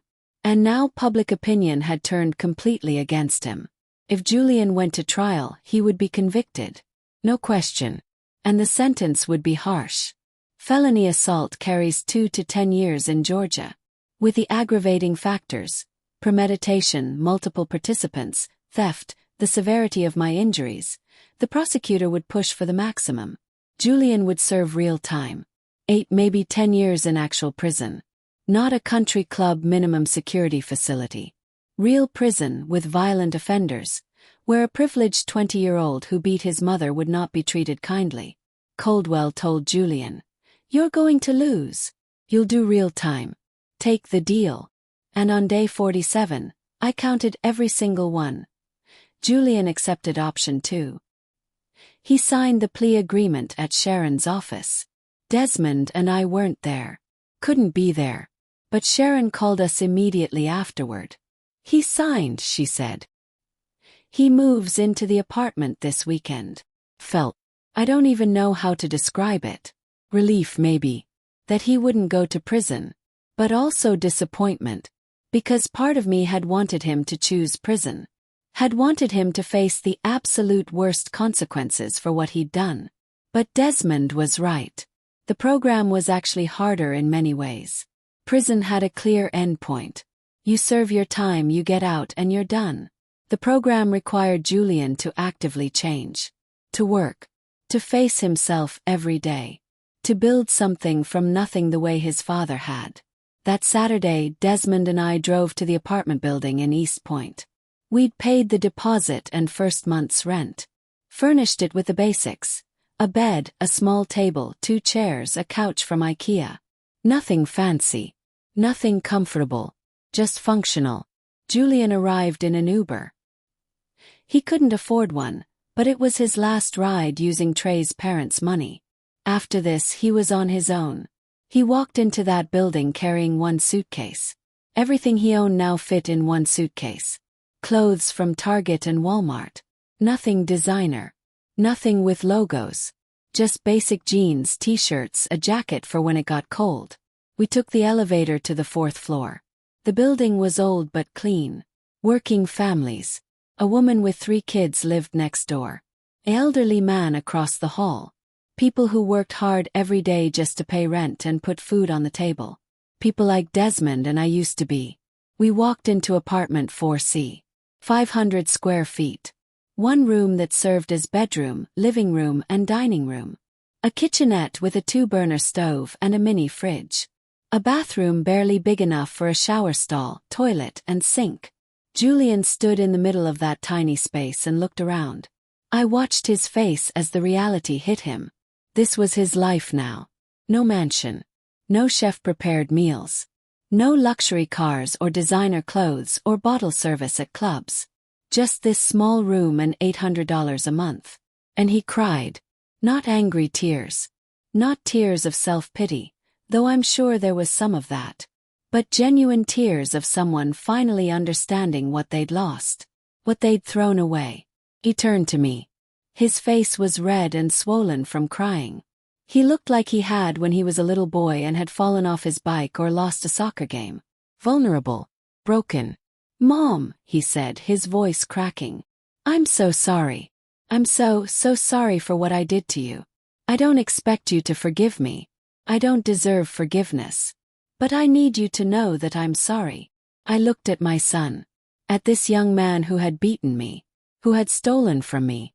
Who had called me nothing and meant every word. And I felt complicated things. 'Cause he was still my son. The boy I'd carried and birthed and raised. But he was also my attacker. The person who'd given me nightmares. Who'd made me afraid in my own home. "I don't know if I can forgive you yet," I said honestly. My voice was steady, which surprised me. "Maybe someday. But not today. Not yet. What you did. Julian, you broke something in me. And I don't know if it can be fixed." He nodded, tears still streaming down his face. "I understand. But I hope this saves you," I continued. "I hope these 2 years teach you what your father and I failed to teach you. I hope you learn what it means to work. What it means to struggle. What it means to earn something instead of taking it." "I will," he said. "I promise I will." I wanted to believe him. God, I wanted to believe him so badly. But trust, once broken, doesn't repair easily. And mine was shattered completely. Desmond put a hand on Julian's shoulder. "You have $800 cash. That's all you get this month. You start your job at the community center on Monday. You have therapy on Thursday evenings. Miss either one and the deal is off. Do you understand? Yes, sir. No contact with your mother unless she initiates it. If you call her, text her, show up anywhere she is without permission, the deal is off. Understood. Yes, sir. Desmond handed him the cash and a flip phone. This is for emergencies only. Doesn't have internet. Doesn't have social media. Makes calls and sends texts. That's it. Julian took them with shaking hands. We left him there, standing in that tiny apartment with his one suitcase and $800 and the weight of what he'd done pressing down on him. As we drove away, I cried. For the first time since the hospital, I cried for Julian. Not because I felt sorry for him, but because I mourned what could have been. If we'd raised him differently. If we'd seen the signs. If we'd intervened sooner. If. But there are no do-overs in parenting. You do the best you can with what you know, and sometimes it's not enough. Sometimes you fail. And then you have to live with that failure and hope. Desperately hope that it's not too late to fix things. 6 months passed. 6 months of healing and therapy and learning to live in a world that felt different from the one I'd known before. I saw a therapist twice a week. Dr. Linda Morrison, a trauma specialist who worked specifically with victims of family violence. She helped me process what had happened. Helped me understand that it wasn't my fault. That I hadn't failed as a mother. That sometimes people make choices that have nothing to do with how they were raised and everything to do with who they choose to become. Those sessions were hard. I had to relive that night over and over. Had to confront feelings I'd been pushing down. Had to admit that part of me still loved Julian while another part of me was terrified of him. Dr. Morrison taught me that both things could be true. That love and fear aren't mutually exclusive. That I could hope for Julian's rehabilitation while also protecting myself from him. Desmond came to some of the sessions with me. He was dealing with his own guilt. Feeling like he'd failed as a father. Like if he'd been home more, traveled less, paid more attention, this never would have happened. Dr. Morrison helped him too. Helped us both understand that we couldn't change the past. We could only move forward and do better. And slowly, painfully, we did. Desmond and I renewed our commitment to each other. Not in a big ceremony or anything formal. Just quiet moments where we chose each other again.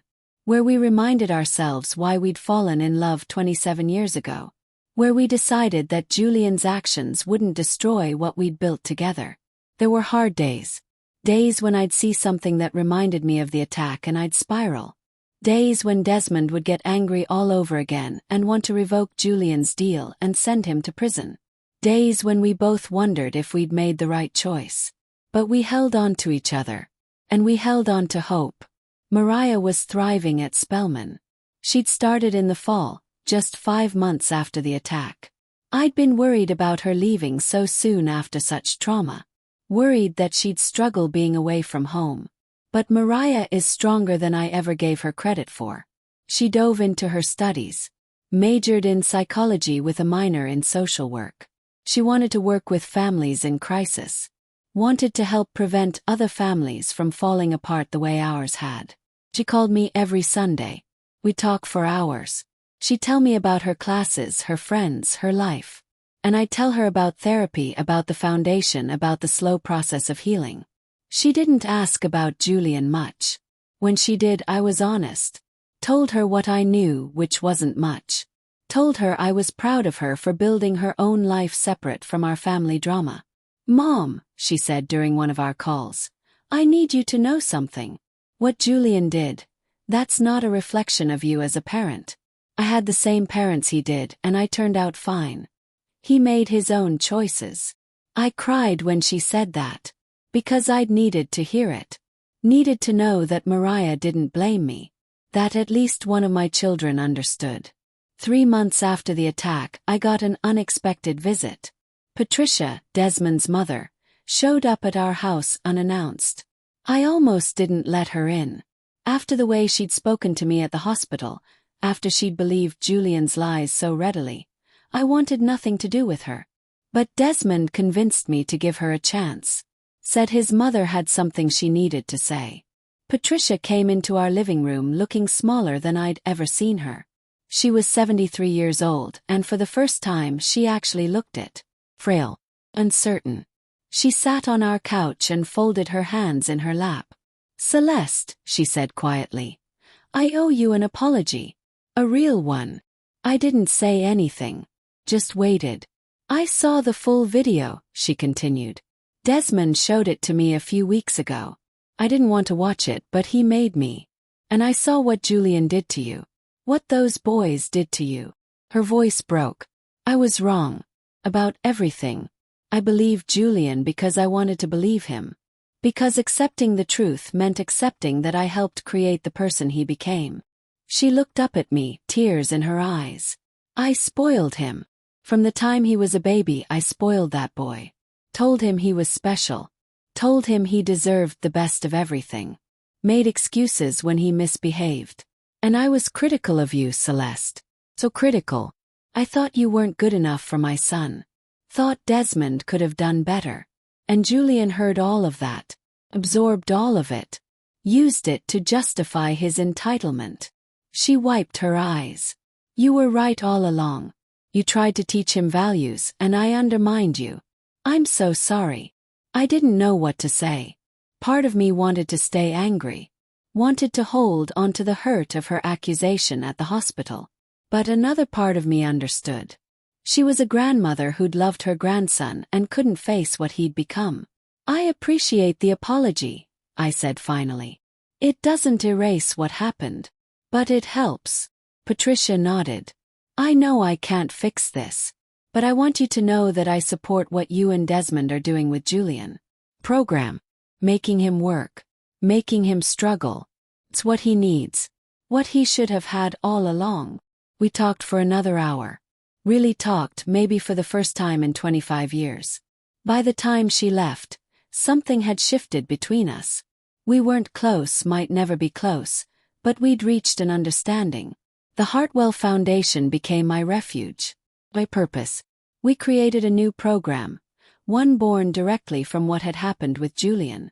We called it the Legacy Initiative. It was designed for young people from wealthy families, teaching them financial responsibility, empathy, and the real meaning of success. These kids would spend their summers working alongside people from underprivileged communities. Not as volunteers who could leave whenever they wanted, but as actual employees earning minimum wage. They'd work in community centers, food banks, homeless shelters. Places where they'd see real struggle up close. We partnered with organizations run by people who'd built their success from nothing. People like Desmond and me. People who understood that wealth without values is dangerous. The first summer we had 23 kids in the program. Kids whose parents were desperate to prevent them from becoming like Julian. Kids who were already showing warning signs of entitlement and needed intervention before it was too late. And you know what? Most of them hated it at first. Complained about the hours, the work, the fact that they couldn't use their phones during shifts. But by the end of the summer, something had changed in almost all of them. They developed empathy, respect, an understanding that their privilege was a responsibility, not a right. It didn't fix what had happened with Julian, but it felt like we were doing something positive. Something that might prevent other families from experiencing what we had. Julian was 8 months into his program when I got the letter. It arrived on a Tuesday. A regular envelope with my name and address handwritten on the front. No return address, but I recognized the handwriting immediately. I stared at that envelope for 10 minutes before I could open it. My hands were shaking. Desmond was at work, and I was alone in the house. Part of me wanted to wait for him to get home. Part of me wanted to throw it away without reading it. But I needed to know what it said. Inside were 8 pages. Lined notebook paper like a kid would use in school. Every word handwritten in Julian's messy scrawl. The letter started simply. "Mom, I don't know if you'll read this. I don't know if you'll throw it away without opening it. But I need to write it anyway. I need to say things I should have said months ago." And then he poured his heart out. He wrote about the night of the attack. About how drunk he'd been, but how he remembered everything. Every word he'd said. Every punch he'd thrown. He didn't make excuses. Didn't blame the alcohol or his friends or anyone but himself. He wrote, "I convinced myself you were the problem. That you were keeping me from success. That you were jealous of me and Dad. I told myself that story so many times I believed it. But it was a lie. You were trying to save me, and I was too entitled and stupid to see it." He wrote about therapy. About how Dr. Reynolds was making him confront things he'd been avoiding his whole life. How he was learning that his worth wasn't tied to money or status or what he owned. How he was learning empathy by working with at-risk youth at the community center. Kids who had nothing but were more grateful and hardworking than he'd ever been. He wrote, "I see kids every day at the center who have every reason to be angry at the world. Kids who grew up in poverty, whose parents are in prison or on drugs, who've experienced real trauma. And they're kinder than I ever was. They're more grateful for a free meal than I was for a Mercedes. What does that say about me? About who I'd become?" He wrote about living on $800 a month. About how the first month, he'd run out of money with a week left and had to eat ramen noodles and peanut butter sandwiches to survive. About how he'd never truly understood what it meant to budget, to choose between paying for bus fare or buying food, to make a pair of shoes last because he couldn't afford new ones. He wrote, "I'm not telling you this to make you feel sorry for me. I deserve everything I'm going through. I'm telling you because I need you to know that I'm finally learning the lessons you tried to teach me for 20 years. I'm finally understanding what Dad meant when he talked about building something from nothing. But the part that broke me, the part that made me cry so hard I had to put the letter down, was near the end." He wrote, "I think about you every day. Not just about what I did to you, though God knows that haunts me constantly. But about who you are. You grew up with nothing and became someone who helps people. You married Dad when he had nothing and stood by him while he built an empire. You could have spent your life shopping and going to galas, but instead you run a foundation that changes lives. You're everything I should have admired and everything I took for granted. I called you nothing that night. But the truth is, you're everything. And I'm the one who was nothing." The letter ended with, "I don't expect forgiveness. I don't deserve it. But I promise you this. I will spend the rest of my life trying to become someone worthy of being your son. Even if you never want to see me again. Even if I never get the chance to apologize to you in person. I will become better. Not for you. For me. Because I can't live with who I was anymore. I love you, Mom. Sorry. Julian." I read that letter 5 times that first day. Read it again when Desmond got home. We sat together on our bed, and I read it aloud to him, both of us crying by the end. "Do you believe him?" Desmond asked. "I don't know," I said honestly. "I want to. But words are easy. Change is hard. I need to see it. Need to believe it before I can let him back into my life." "What are you going to do?" "Keep the letter. Think about it. But I'm not responding yet. Maybe not for a long time." And that's exactly what I did. I kept that letter in my nightstand. Read it sometimes when I was having a hard day. When I was questioning whether we'd made the right choice with the program. When I wondered if Julian was really changing or just going through the motions. The letter gave me hope. But hope isn't the same as trust. And trust had to be earned. Now, 10 months after the attack, I find myself reflecting on everything I've learned. About wealth. About family. About love and boundaries and consequences. I learned that wealth without values is dangerous. That giving our children everything they wanted instead of teaching them to work for it was one of the worst mistakes Desmond and I made. That privilege without responsibility creates monsters. I learned that love without boundaries enables destruction. That I'd loved Julian so much I'd made excuses for him. That every time I gave in to his demands, I was teaching him that his wants were more important than anyone else's needs. That real love sometimes means saying no and holding firm even when it's hard. I learned that sometimes the hardest thing a parent can do is let their child face consequences. Every instinct in me wanted to protect Julian. Wanted to make excuses for him. Wanted to shield him from the punishment he deserved. But doing that would have destroyed him more completely than any prison sentence ever could. I learned that family dynamics are complicated. That Patricia's treatment of me had influenced Julian's view of me. That generational patterns of entitlement and prejudice get passed down unless someone breaks the cycle. I learned that trauma changes you. That I'm not the same person I was before the attack. That I'm more cautious now. More guarded. That I jump when doors slam. That I have nightmares sometimes where I'm back on that kitchen floor. But I also learned that I'm stronger than I knew. That standing up for myself, even against my own son, was the bravest thing I've ever done. That choosing truth over protecting family reputation was the right choice, even when it was painful. I don't know if Julian will complete the program. He has 16 months left. 16 months of minimum wage work and therapy and living on a budget and learning to be a different person. I don't know if our relationship will ever heal. If I'll ever be able to look at him without seeing his fist connecting with my face. If I'll ever be able to hug him without flinching. I don't know if he's truly changed or if this is just temporary compliance. If the lessons he's learning will stick, or if he'll revert to his old ways the moment the restrictions are lifted. But I know I did the right thing. For me. For Mariah. For Desmond. And ultimately, for Julian himself, even if he couldn't see it at the time. People ask me all the time, at the foundation, at events, even strangers who recognize me from the news coverage. They ask if I regret pressing charges against my own son. I tell them I regret many things. I regret not seeing the warning signs sooner. I regret not setting harder boundaries when Julian was younger. I regret not preparing him better for the responsibility that comes with privilege. I regret that Desmond traveled so much and left discipline primarily to me. I regret that we gave Julian so much without requiring him to earn it. But standing up to him. Protecting myself. Refusing to let him believe that violence against women, against his own mother, is acceptable. Holding him accountable for his actions. Well, that I don't regret. Not for a second.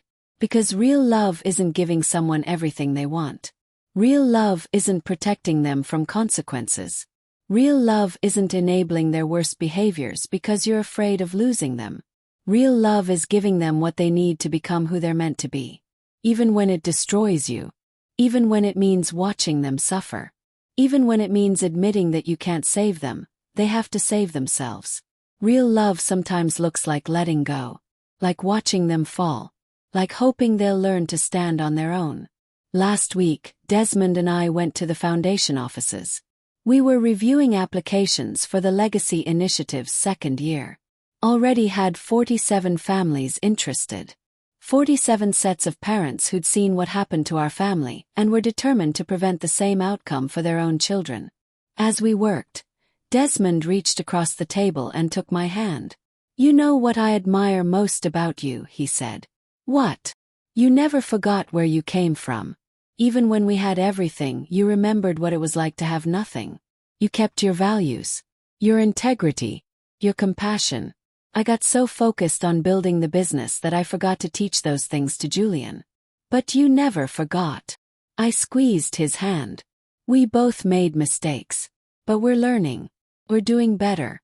And maybe, if we're lucky, we're helping other families avoid our mistakes." We approved funding for all 47 families. Decided to expand the Legacy Initiative to include a mentorship component where successful people who'd built their wealth from nothing could work directly with these privileged kids. Show them what real success looks like. As we left the office that evening, I felt something I hadn't felt in months. Not complete peace, the trauma is still too fresh for that. But a sense that we were moving in the right direction. That good was coming from something terrible. The work continues. My healing continues. Julian's rehabilitation continues. Life continues. And maybe that's the real lesson in all of this. That life doesn't stop after trauma. That you can be broken and still move forward. That you can grieve what was while building something new. That you can love someone and still protect yourself from them. That you can hope for their redemption while maintaining your boundaries. That you can be both mother and survivor, both hopeful and realistic, both forgiving and firm. I don't have all the answers. I'm still figuring this out day by day. Still learning how to exist in a world where my son is both my child and my attacker. Still trying to balance hope with caution, love with self-protection. But I'm here. I survived. And I'm using my experience to help others. To create change. To ensure that other families have the resources and support we didn't have until it was almost too late. That's all any of us can do, really. Survive our traumas. Learn from our mistakes. Try to make the world a little better than we found it. And hope, always hope, that the people we love find their way to becoming who they're meant to be. Even when the path to get there breaks our hearts. Have you ever had to choose between protecting someone you love and protecting yourself? Have you ever had to hold someone accountable even though it tore you apart to do it? Drop your story in the comments below because these conversations matter. Your voice matters. And none of us are alone in facing these impossible choices. Make sure you subscribe because stories like these, real stories about real families facing real consequences, they need to be told. We need to talk about the uncomfortable truths about wealth and entitlement and family and love. We need to break the silence around family violence, especially when it happens in communities where people assume it doesn't exist. Thank you for listening to my story. Thank you for being here. And remember, protecting yourself isn't selfish. Standing up for what's right isn't betrayal. And sometimes the most loving thing you can do is let someone face the consequences of their actions. Even when it's your own child. Even when it breaks your heart. Especially then.